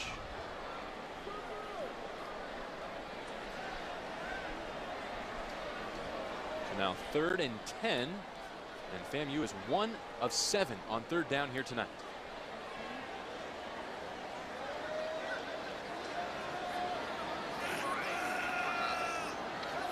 Trainer with 4 receivers to work with. Down the seam and nearly intercepted. Trainer had his guy. It was a tight window. He went for it. He tried to make the throw. He tried to thread it in there. It got a little high for him. Again, another third down, a long third down. It's hard to convert on long third downs. He had the guy in the window. It sails on him, and unfortunately, he wasn't intercepted. Again, though, the USF's defense rises up, forces another 3 and out, and their offense is going to get the ball back. And trust me, FAMU's defense right now is tired, fatigued, and they're frustrated. Too many men on the field, it looked like, for USF. Substitution infraction on the defense. Penalty. 4th down. It remains 4th down. Well, sometimes when you're making all these substitution errors, sometimes penalties are going to occur like that, especially on the special team side of the ball, JB. You're going to have some guys that haven't had a chance to play. They're running on. They're not sure if they can play or if they're in or if they're out. That's why the coaches have to do a great job managing who's in the game and who's out, so these type of penalties don't happen. The Rattlers go 3 and out for the 6th time tonight. Again, Mitchell to receive at the 26. Drop shy of the 30. Nice special teams play there by Peter Tulloch. And that'll take us to our first break of the second half. Bulls ready for their second drive of the third quarter when we come back from Tampa.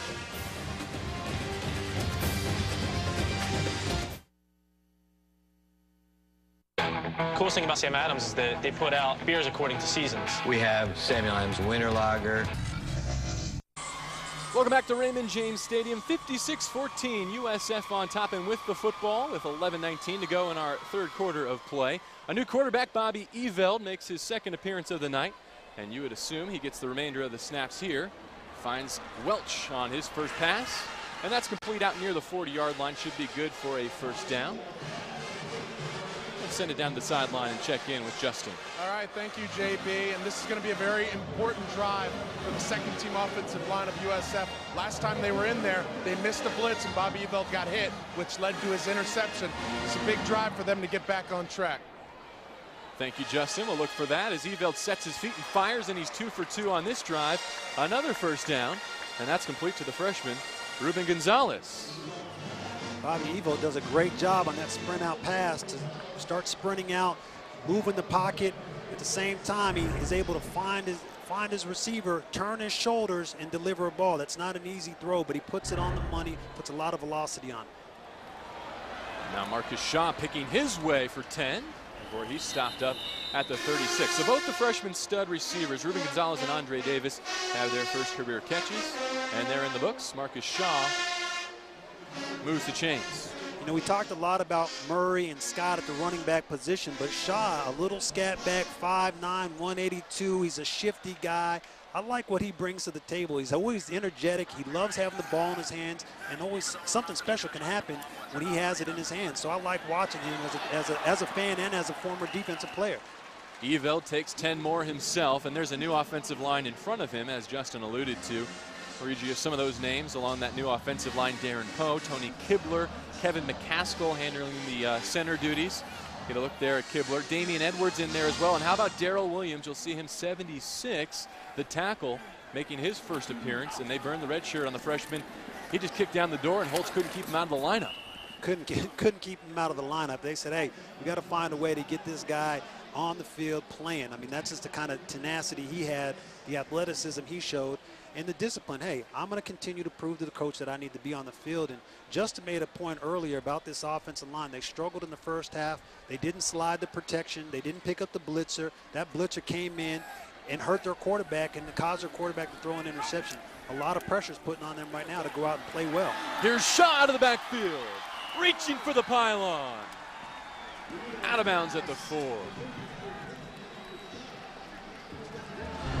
USF likes this screenplay.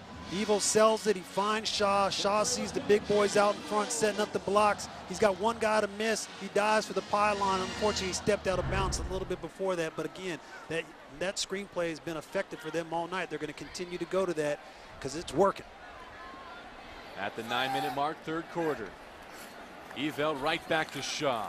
Looking for a seam left side and good penetration by the Rattlers front.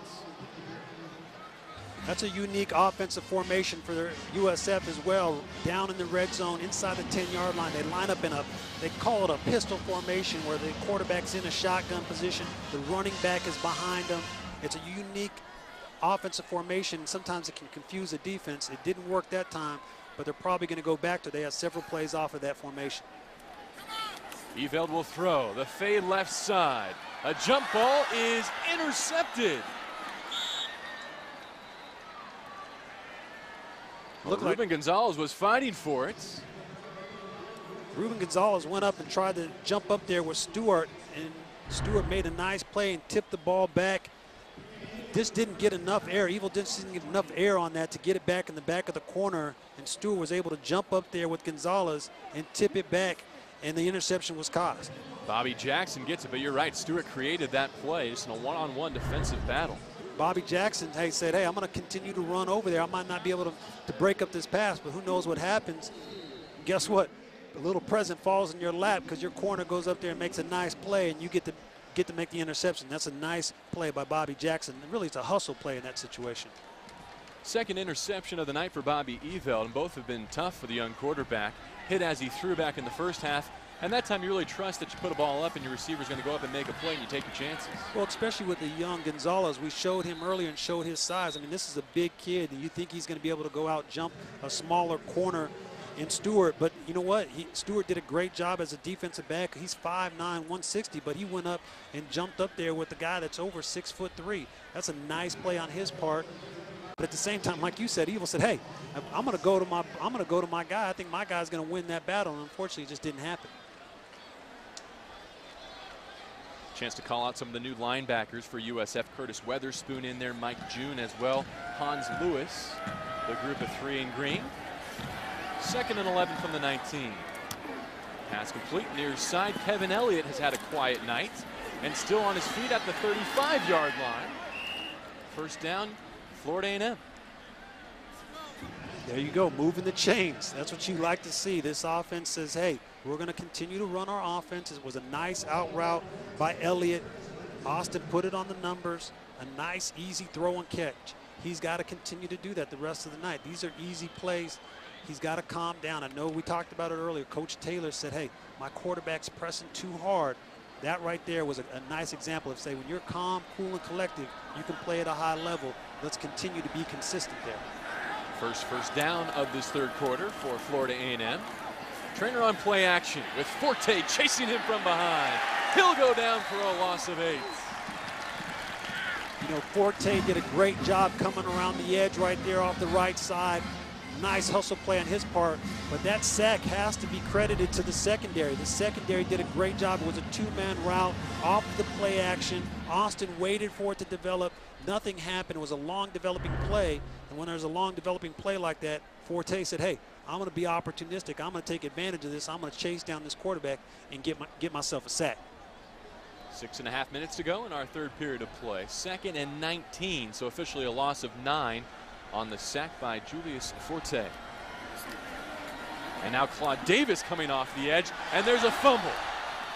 The Rattlers will recover, but it looked like Anthony Hill forced his 2nd of the night, and it all got started with the pass rush specialist Claude Davis.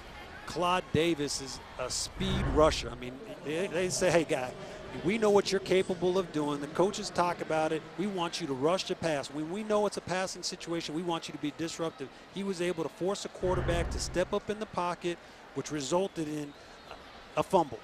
That's a great job by him. Forcing he didn't get the sack, he didn't cause a fumble, but he was disruptive enough to force a quarterback to step up, which resulted in a fumble. It was the sophomore Luke Sager who forced it. Now 3rd and 14 from the 32. And look at that defensive play by Mike June, getting off of his block and making the stop. A lot of people think that that's a routine play, but that's not always easy for a defensive back to work himself off the block.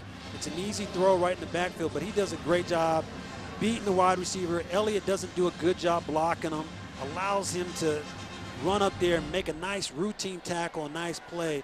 And Mike June, that's a solid tackle on a nice little simple screen pass to force another punt. And that one is blocked. Davis got in there, and he will scoop and score. His 2nd touchdown of the night. You keep punting that many times, the special teams coach is going to find a weakness. Andre Davis came off the edge clean, Scott clean, ran in there untouched, put his hands up, blocked it, scooped and scored. That's a nice play on his part. He just comes off, they let him go. He doesn't even realize he blocked it. He's trying to figure out where the ball went. He wasn't sure if it got off. He scoops it up, a touchdown. You know, JB, this is what this team has done. They've done it week in and week out. They've scored on special teams. They make plays on defense. They're making positive yards on offense. That's why this team is playing at such a high level, and to me is the premier team in the Big East right now. Some substitution problems for the Bulls as they get on for the extra point. Still 17 on the play clock as they're finally settled.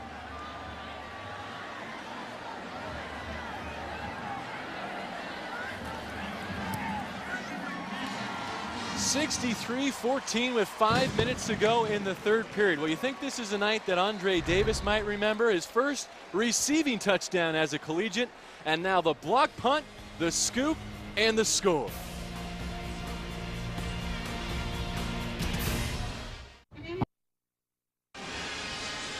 Ten minutes gone in our 3rd quarter of play. USF 63-14 on top. Most recently on the strength of a block punt and a score by Andre Davis, a special teams play that you know makes head coach Skip Holtz proud. We started our broadcast tonight by talking about what he calls the dirty dozen, his special teamers and some underclassmen in really roles to shine. And that's exactly what Davis has done here tonight. He did do it tonight, and oftentimes you're a big-time recruit. You come into a program, you know what, you think you're a little bit too big and too talented to play special teams, but Andre Davis says, no, I'm humble. I'm going to go out there, not just play it, I'm going to go out there and do my job. And he went out there and made a nice play, and it's great to see a young freshman say, you know what, I'm not just focused on being a receiver. I'm focused on being the best player I can be for this program to help us win, and I'll be able to go out there and play special teams if you need me to, Coach. And I mean, that's exciting. I love to see that. I love when guys rise up on special teams. As a former special teams player, I'll even love to see it when those offensive guys get out there and make plays too. The Rattlers drive starts from the 32-yard line.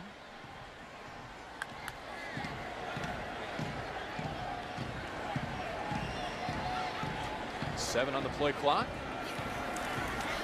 Pitch left, and McPherson swallowed up. Anthony Hill getting into that backfield. Anthony Hill's disruptive. They came with the corner blitz from the top of the screen. You're probably going to see the corner blitz. It's coming right there in the screen of action, but Anthony Hill does a great job getting penetration, driving up the field. The little toss to the outside is ineffective against a pass rush, not really necessarily a pass rush, just that type of penetration against a run play. Loss of 8 on the play. The ball back at the 24-yard line. Trainer just 9 of 22 with an interception, 95 yards through the air tonight. Gets it away just before the blitz arrives. And a nice gain of 10 yards there to make it 3rd and manageable. They'll need about 6.5 yards. Well, they're not letting up on defense. They're bringing a corner blitz. They brought it twice. Austin Trainer did a great job on that time, stepping up in the pocket, waiting for his receiver to buy some time for his receiver, waited for him to get open, delivered the ball just in time because he was about to get sacked. He was about to take a big-time hit on his blind side. I like what USF is doing. They're saying, hey, I got our second team in here, but we're going to continue to press. We're going to continue to be aggressive. We're not going to just sit back in the zone. We're going to blitz you. The Rattlers need the 42-yard line. Pass intended for Lennon. And on the coverage, Ricardo Dixon. So 4 drives, 4 punts for the Rattlers. Their last was blocked and returned for a touchdown. Hopefully they were able to go back on that sideline and make the corrections, because if they didn't, there's an opportunity for this punt to be blocked again. Andre Davis is right there on the edge. He's lining up. I know he's thinking, hey, I can go after this again. If they don't block me, I got an opportunity. This time, a clean punt away, an end-over-end kick fielded by Mitchell at his 30. A little indecisive on the return, and he stood up right in his tracks. And so that's where Bobby Eveld and the Bulls will take over. And the season got started with one of, if not the biggest wins in program history. Some debate over that. No doubt it was the biggest so far under head coach Skip Holtz. And you look back at some of the wins over ranked teams in Bulls history, and they're on a pace of about one every year. I mean, you can mark it down. They will knock somebody off. They will knock somebody off. And early on in 2005, 2006, and 2007, they were flying under the radar. They were giant beaters. But now they continue to do it. Now people know this is a real program that's continuing to play at a high level. And to go on the road in the first game of the season and beat a talented Notre Dame team, even in those situations and in those circumstances and in that atmosphere with all the delays, with the weather, to stay disciplined and find a way to get out of there with a win, that was a big win for this program. B.J. Daniels is back in at quarterback and misfires on his first attempt. No, let's not look over what they did in 2010 either. Wins over ACC foes like Miami and then Clemson in the Meineke Car Care Bowl. That same Clemson program, by the way, knocked off the defending national champion on the Tigers, ending the nation's longest winning streak this afternoon. They absolutely did. Clemson did a good job, but again, you're absolutely right. USF beat those teams in 2010. This program is an elite program. Coach Holtz has come in here and he's taken this program to a new level. We talked about it at the beginning of the game. You know, what happens when a team gets ranked, when you're in the top 25? Does it put a lot of pressure on you? Are you going to fold under that pressure? But when you have Skip Holtz at the helm and you got a young, talented team like USF, the sky's the limit. If you look at their schedule, they have the opportunity to run the table. They play West Virginia at the end of the season. That's going to be a great game and a great matchup. Eveld swings it out wide. Mike McFarland, the tight end, makes his first grab. Eveld now 5 of 7 on the evening. Both his incompletions have actually been brought in by the Rattlers. You know, you're really seeing this trend in college football. Oregon does it. You're looking at USF do it, this hurry-up offense. Oklahoma does it as well. This is tough on a defense, especially in these type of weather conditions. When it's hot and it's humid, it's muggy like this. When you're down 63-14, you're fatigued, and you know what happens? Your body's fatigued, and you start getting a little bit sluggish. But when you get sluggish physically, oftentimes your mentals start to break down, and you start making mistakes. This FAMU defense has to find a way to be mentally strong and mentally tough here to find a way to complete this game and continue to fight. They can't give up. Eveld drops the throw, and they set up the screen to Stephen Bravo Brown, the former walk-on. The sophomore now on scholarship gets 9. Let's send it down to the sideline and check in with Justin Plowski. Yeah, thanks, JB. We just saw Mike McFarland come up with a reception from the tight end position. This is a guy who just transferred to USF from the Gators, and he transferred back home because of an illness in the family, but he's got a ton of talent, and coming from the Gators, he could make a big impact on this team as he continues to learn the offense. You're exactly right, Justin. They were able to get that hardship waiver and get him on the field this season. Now, the Bulls have been 7 of 8 on third down tries, and this will depend on the spot, as they needed a yard and got about a yard. Justin brings up Mike McFarland. I had the opportunity to go out to practice and talk to a former teammate, Chris Hovan, who now works with this program and the strength and conditioning, works with the defensive line, does a great job. And I said, hey, Chris, who would you line up with? Who's a standout guy? And one of the guys he pointed out was Mike McFarland. He said, hey, if I can get some size in this guy, get this guy in the weight room, he is a talented guy. He said, Ryan, this guy's going to be a freak. I'm telling you, continue to watch him. He's going to make plays. And we saw it there tonight. I mean, look how big his presence is. He reminds me of a Calvin Johnson type size of guy. I know they were really happy to get him here at USF, transferring from Florida. Derek Hopkins on that reception there. You see Hovan. I see my guy Hovan. Yours, right? A little bald head, shaved up. He lost a little weight, looking good. but he's done a great job motivating these guys. He's played at a high level for a long time, and I know he's instilling that type of work ethic into these young guys as well. 13 different players have caught passes that they go back to Bravo Brown, and he has first down yardage at the 31. Excuse me, that's Hopkins once again. So back-to-back catches for him.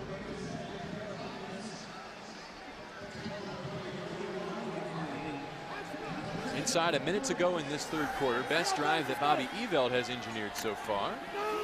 Right back to Hopkins. And the 23-yard line got him, otherwise he might have scored. Sometimes that grass is tricky. It can come up and grab you, and Hopkins had an opportunity as his third catch in a row. They find him, a nice little screen play.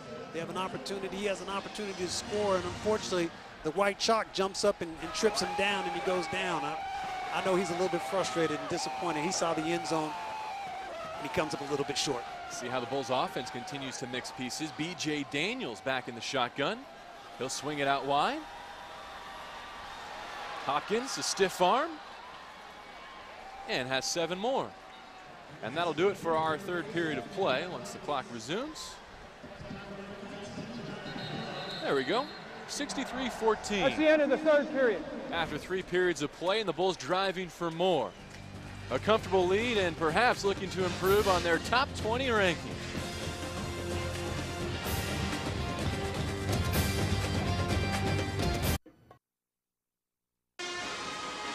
One period to play here at Raymond James Stadium, and another successful night for USF. B.J. Daniels, 21 of 31, 383 yards through the air and 4 touchdowns.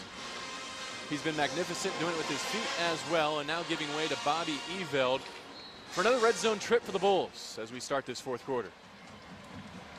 They're in the red zone. This is one of the areas that we talked about was an emphasis. They don't want to kick field goals here. They want to score touchdowns. Evo's got to find a way in this pistol formation to get in the end zone. One way is to hand off to Marcus Shaw off the right side. He has a first down inside the 5. They really like that formation in the red zone, and that was an effective run by Shaw. He saw the hole, he bursted through it. Now they're first and goal inside the 5-yard line.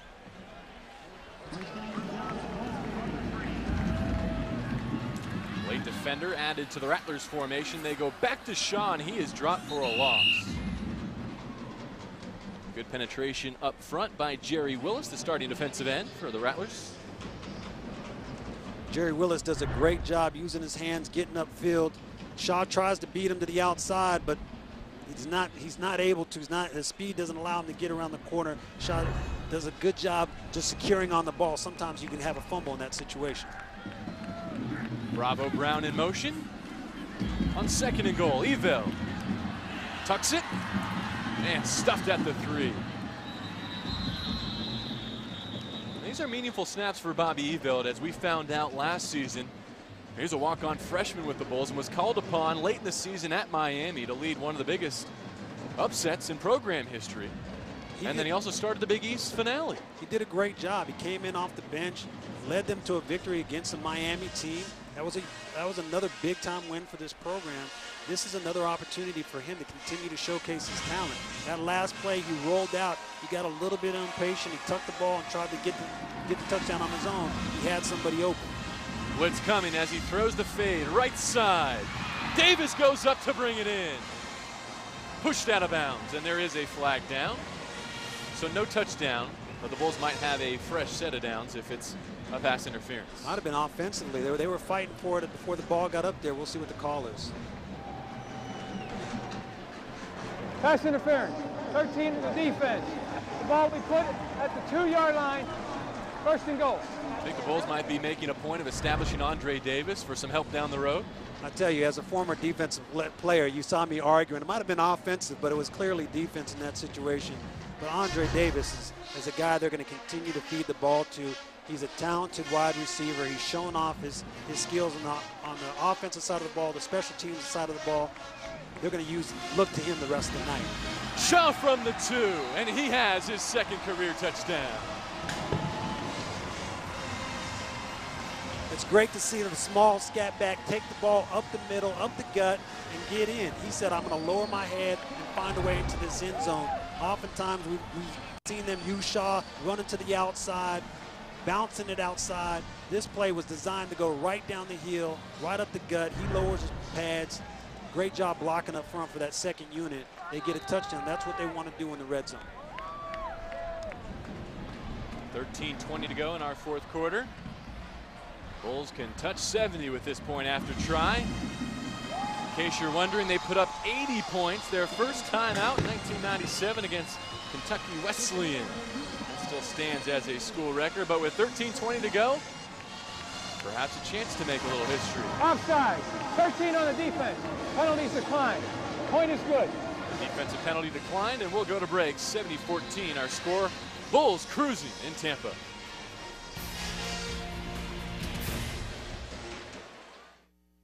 Join SNY at the 40th Annual New York Urban League Football Classic on September 24th. Hope from all corners here at Tampa. USF 70, Florida A&M 14. Just underway in our fourth quarter of play. Some of the Bulls faithful sticking around despite the wide margin. I thought Halloween was in October. My man got dressed up a little bit early.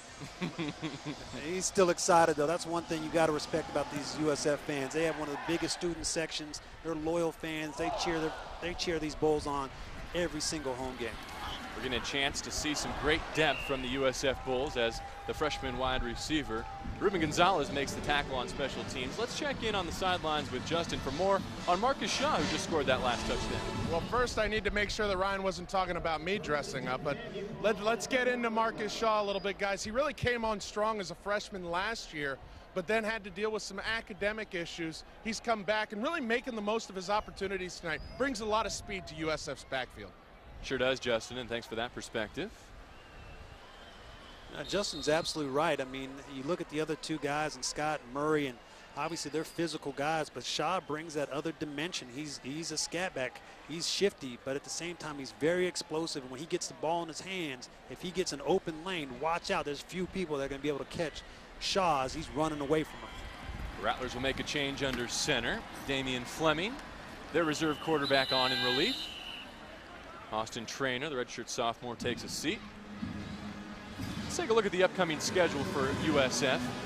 And UTEP comes in here next weekend, and then it's a short week as they go to Pittsburgh for the Big East opener. And this schedule, the conference one, bracketed by that game in September against Pitt, and then the home finale against West Virginia. A lot of people think those two games will help determine the Big East championship in that automatic BCS bid. They really will. Obviously, they have UTEP next week, but when they have to go on the road to Pittsburgh, that's going to be a huge test.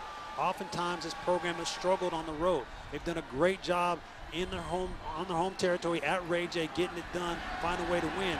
Now they got to transfer that over on the road, and that's going to be a big test early on. And if they can get past that test, I think they're going to be able to maybe run the table, and then they're going to set that matchup up against West Virginia at home. That's going to be a dynamic game. I'm looking forward to watching that one. Fleming picks up 2 on the scramble there. It'll be 3rd and 8. The other thing to consider is Pittsburgh will also be on the short week, and they were at Iowa City this weekend. They have Notre Dame next. So compare the two schedules. You have USF here with a comfortable margin. You would hope for the same thing for the Bulls next week in that home game against Texas El Paso. Meanwhile, Pittsburgh is finding itself a little bit in some absolutely physical collisions. Well, they're finding themselves in some very physical games that are taking the entire game to find a way for them to get a victory. Today's game, they had to scratch, they had to crawl against Iowa to find their way back in the game, being down 24-3. They found a way to get it done. It says a lot about the character of that team. It says a lot about their heart. They're not going to give up. That's why they're always a tough team to beat. Very well coached. And when they play at home, they're a good team. Even though they're going to have a short week, JB, that's still going to be, they know, hey, they're watching the scoreboard right now. They realize USF is going to come to town. They're going to be the other Big East competitor. They know that they're on the rise. It's going to be a great matchup. They'll be prepared. Let's send it down to Justin. He's seen several USF football teams. How does this one stack up in your mind? Absolutely. We've seen USF have big victories before at the beginning of seasons and then fall apart there in the Big East schedule. This team, though, a lot of balance on offense, a lot of balance on defense. It all lies on B.J. Daniels. And what we're seeing from B.J. Daniels this year, guys, is a quarterback that can read the field and is more of a throw first and run second type of quarterback. That's going to help him in Big East play. I think you're right there. 4 touchdowns through the air for B.J. Daniels as Baker has a catch. out of the 45-yard line and a first down for Florida A&M. Well, Daniels and Geno Smith could wage quite a battle for Big East Player of the Year, quarterbacking their respective offenses.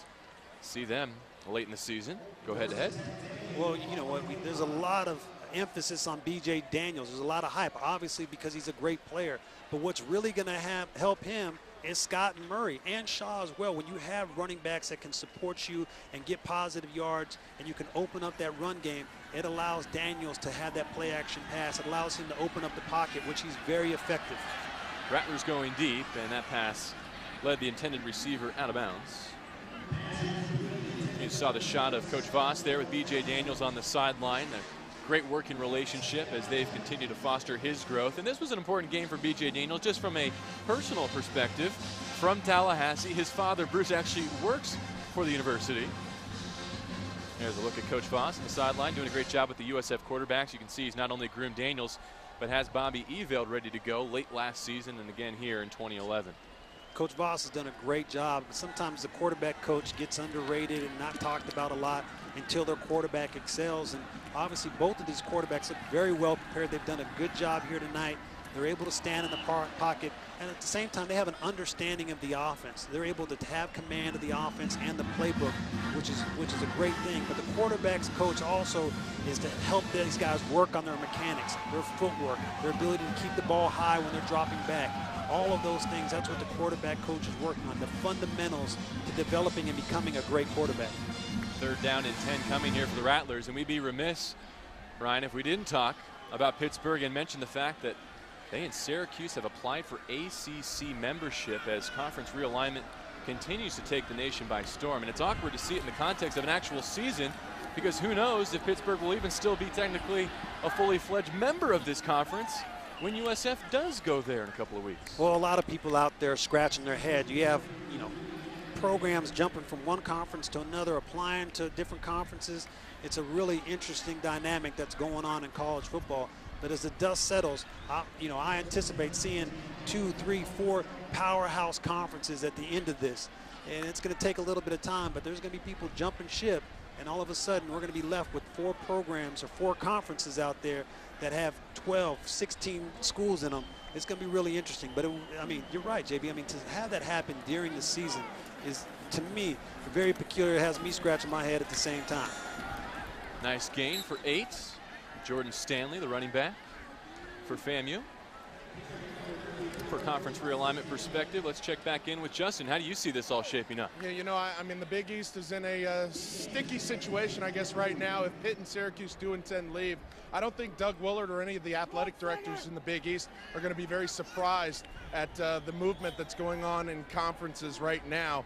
But what is going to help USF is that they're a very attractive team, a good football team, and a lot of new facilities on campus. I think that's a great point. I was talking to some administrators as Florida A&M picks up another first down before the game, and no one knows exactly how this will shake out, but I think Bulls fans can rest assured they're confident in their position. A top 25 football team, as Justin pointed out, tremendous facilities, a top media market to offer any conference. And if they go power conferences and you're looking at 62 teams from these BCS leagues, you know, that really leaves only 2 teams currently in BCS conferences who wouldn't have a home, and USF is certainly not in that category. They're an attractive member of whatever leagues form.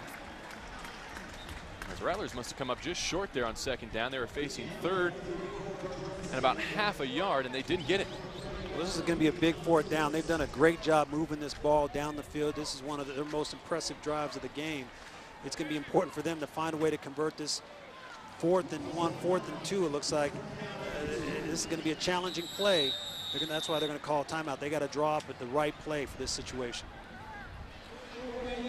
Okay, we'll take the timeout with them. 8:44 to go in this ball game. USF comfortably in front. We'll look ahead to more of the Big East picture when we come back.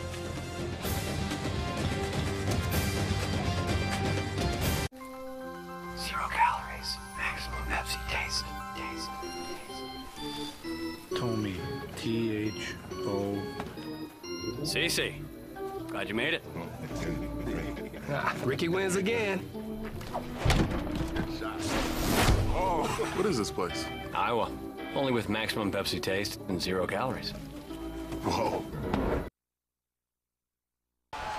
The the Rattlers overmatched physically a bit this evening at USF, but if nothing else, they can hang their hat on this. 14 first half points, the first scored against USF in a first half of play this season. Fleming, the true freshman backup quarterback, in the game on 4th and short, and flags fly as a pass intended for Ricky McGee is busted up.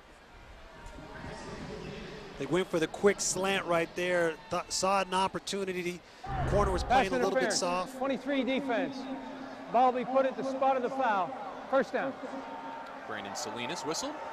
Brandon Salinas was a little anxious. He triggered on the ball really well. He had a nice transition with his footwork, but unfortunately got there a little bit too early and caused a pass interference. Now that resulted in a first down. This drive stays alive for FAMU.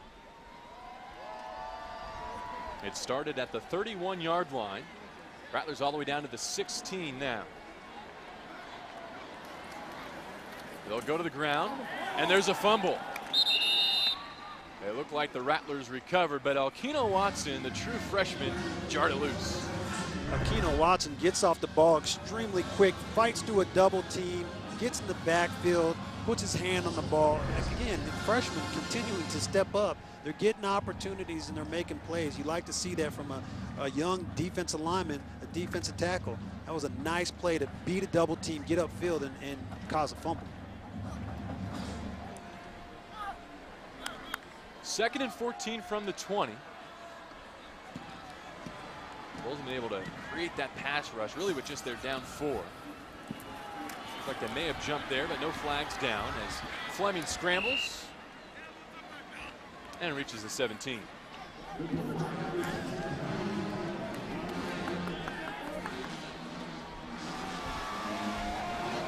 I think we should get some of that paint for you. That's a nice color. It wouldn't match my eyes. It wouldn't match your eyes. You know, seeing those young men, though, reminds me that USF has the largest student section in the Big East, and they showed up in force tonight. And you look ahead to potentially that West Virginia game being essentially a BCS playing game. A little home field advantage here, and having that student section rowdy wouldn't hurt. Not a little home field advantage, a big-time home field advantage. And Ray J will be rocking when that happens. This student section's big. They're energetic. They paint themselves. They throw glitter on themselves. They get in costumes because they're passionate about the Bulls. They're passionate about this football team. And that's great to see that here in the community, to see all the flags, to see everybody driving around. It's an exciting atmosphere. I was driving up, see everybody tailgate before the game. You know what, that's why this program is going to continue to stay on the rise when you have that type of support.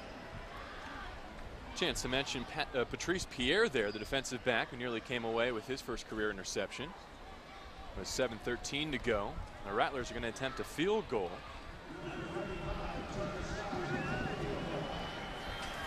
Again, Trevor Scott, a former USF Bull, and he puts it through. Now 1 or 2 of 3 on the season, I should say. And he gets the first points of the second half for FAMU. 70-17, a special tribute to a special member of the Big East when we come back.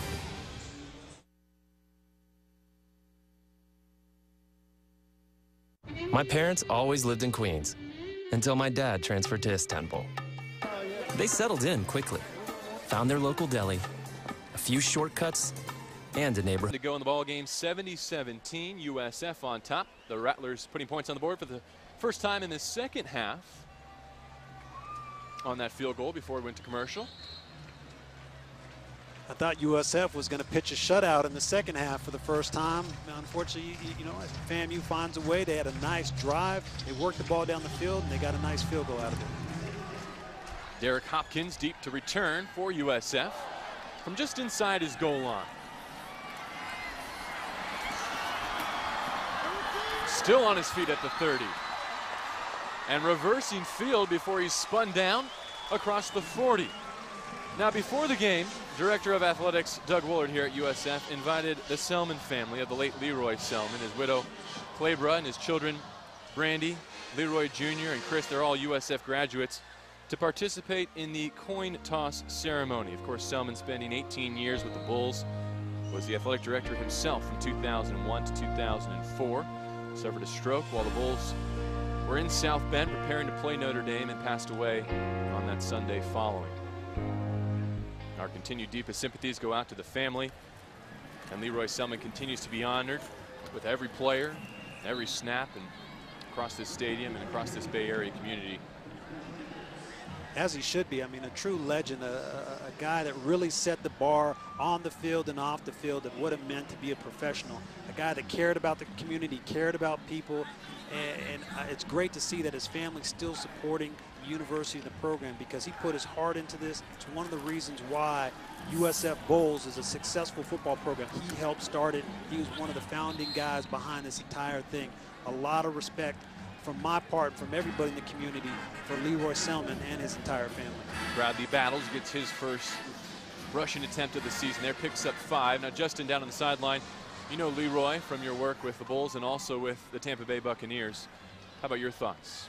Yeah, you know, I thought what was most touching about his memorial service here in Tampa Bay was President Judy Genshaft when she talked about what Leroy did in bringing football to USF and what he proposed and how he proposed it.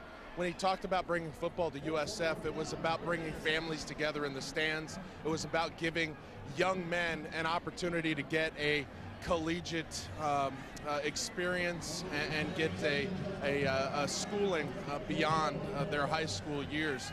So, you know, for him to mention all those things and not mention money and not mentioning wins and losses, that's the type of person Leroy was. And when you came in contact with Leroy Selman, you wanted to be a better person yourself. That's why Leroy was great. Thanks for those thoughts, Justin, as the Bulls are set to punt on 4th down. Justin Brockhouse-Kahn for the first time tonight. Penalty. 4th down. The first delay of game. Justin averaging 40 yards per boot this season. He's punted 11 times. He hasn't had a lot of action.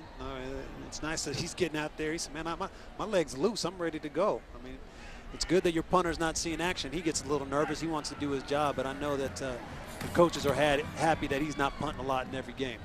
He lets this one fly. Fielded at the 15-yard line by Folsom. And he's dropped right there. Nice one from Justin Brockhouse-Kahn. 44 yards, no return. Also need to mention another loss in the Big East family. Today, in fact, Big East founder Dave Gavitt passed away at the age of 73. He's a Basketball Hall of Famer, former coach at Providence. But bring this conference to be what it is. So a rough couple of weeks and a rough start to the season for USF in terms of losing a great personality of their own and then for the league as well. And now the Big East might be thrown into all kinds of turmoil with conference realignment, as we previously discussed. That's very true, JB, but the interesting part is it's guys like that that build a foundation and allow things to sustain, even though through difficult times. It's guys that put their heart and soul into developing the Big East, to building the USF programs that allow these things to withstand some of the tough and difficult times. And a lot of respect to both of those individuals for their hard work to establish and create something. I got a lot of respect for both of those men. Both those men right there. Skip Holtz and his defensive coordinator, Mark Schneider, who has some head coaching experience himself, and I think he brings such a level of just attitude and toughness and relentless pursuit of perfection to this Bulls coaching staff. And his unit was one of the best in the country a year ago, and I think they're poised to do more of the same here in 2011, despite replacing another small handful of NFL draft picks, as they have seemingly every year for the past few years. They've done a great job producing NFL caliber players. And you look at this young defense, they're flying around, they're hustling, they're pursuing the ball, they're nasty, they're physical, and they're talented at the defensive line, they're talented at the linebacker, and they're talented in the secondary. And all of those guys are coming together collectively and making things happen. I mean, they've done a great job for the first 3 weeks, putting on an impressive performance. The offense gets a lot of credit.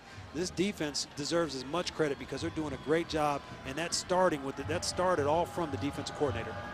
See the updated numbers there, and we talk about defensive improvement. Not that anything was wrong with what the Bulls did defensively in 2010, quite the contrary, but they've been even better now through 3 games here at the start of this season. And yeah, the last couple of weeks the competition hasn't been up to snuff necessarily, but this is a team that started in South Bend and came up with an upset victory despite allowing more than 500 yards to the Fighting Irish, and their stats still look like that. Well, sometimes it's a bend don't break. Sometimes you play an opponent, they can put up 500 yards, but you know what? Your job is to prevent them from scoring and scoring touchdowns and prevent them from beating you. And they put up 500 yards. Notre Dame did. They did do that. But at the same time, this team found a way to get a victory. They found a way to create turnovers at the right time. They found a way to stop an offense on 3rd down and preventing drives. That's a great sign of a great team. And Mark Snyder would tell us the categories he was looking at and emphasizing this offseason: forcing fumbles, forcing turnovers, and scoring off of them. And all those other numbers aside, USF has been among the best, not just in the Big East, but nationally, in creating and scoring off turnovers, as we've seen again here tonight. Yeah, Coach Snyder's got to be very happy. That's one of the things. Anytime a coach puts an emphasis on something. I remember in 2002, Coach Gruden challenged our defense to go out and create turnovers, and not just create turnovers, to get interceptions. Our defense went out there and they did that, and that was one of the reasons why we were one of the most successful defenses. Same thing, Coach Snyder challenged his defense this year. We got to find a way to create turnovers. We got to get interceptions. We got to force fumbles. We got to practice those things. And then not only do we have to practice those things got to transfer over to the field. They've done that in the first 3 games. They've given them the ball back to their offense in great field position, which has enabled them to put points on the board. Bulls are going to keep it on the ground here. You saw Ryan Epps making his first appearance of the night and of the season, the sophomore quarterback out of Seminole, Florida. You know, you would think that they would start slowing it down, but it seems like they're still in that hurry-up mode. They're running to the line of scrimmage. They're snapping the ball pretty quickly. They're running the ball. They're going to try to run this clock out, so they got to eat up a little bit more time before they snap the ball. First down yardage for the Bulls, and that should enable them to run out the clock. J.J. Peterson there with the carry. Moves the chains.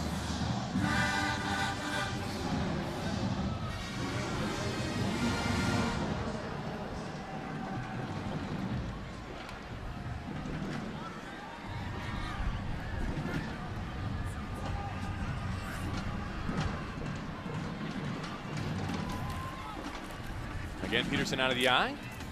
Met right at the line of scrimmage. And Folsom with a face mask to face mask tackle. He's shaken up.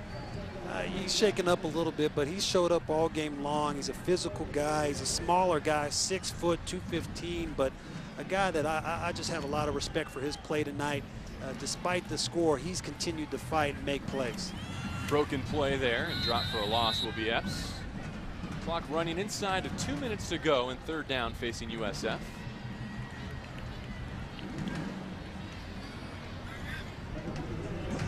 See the freshman fullback there, Ty Turner, replacing Chris Bright in the USF lineup. Bulls largely going without the use of a fullback. Richard Kelly no longer with the program after graduating after last season. Todd Fitch adjusting his offense accordingly.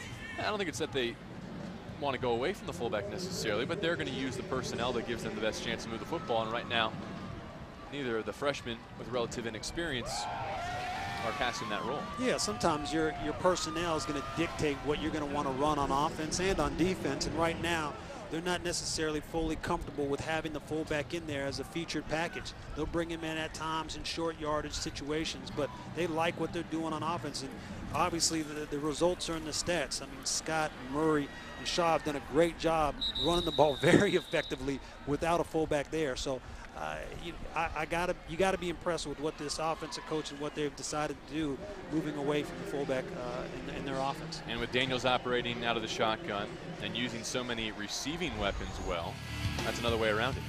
Well, absolutely. Anytime you can stand in the shotgun and you got a quarterback that's comfortable in the shotgun position, guess what you're going to do? You're going to find offensive plays around that, not just from the passing game, but also in the running game.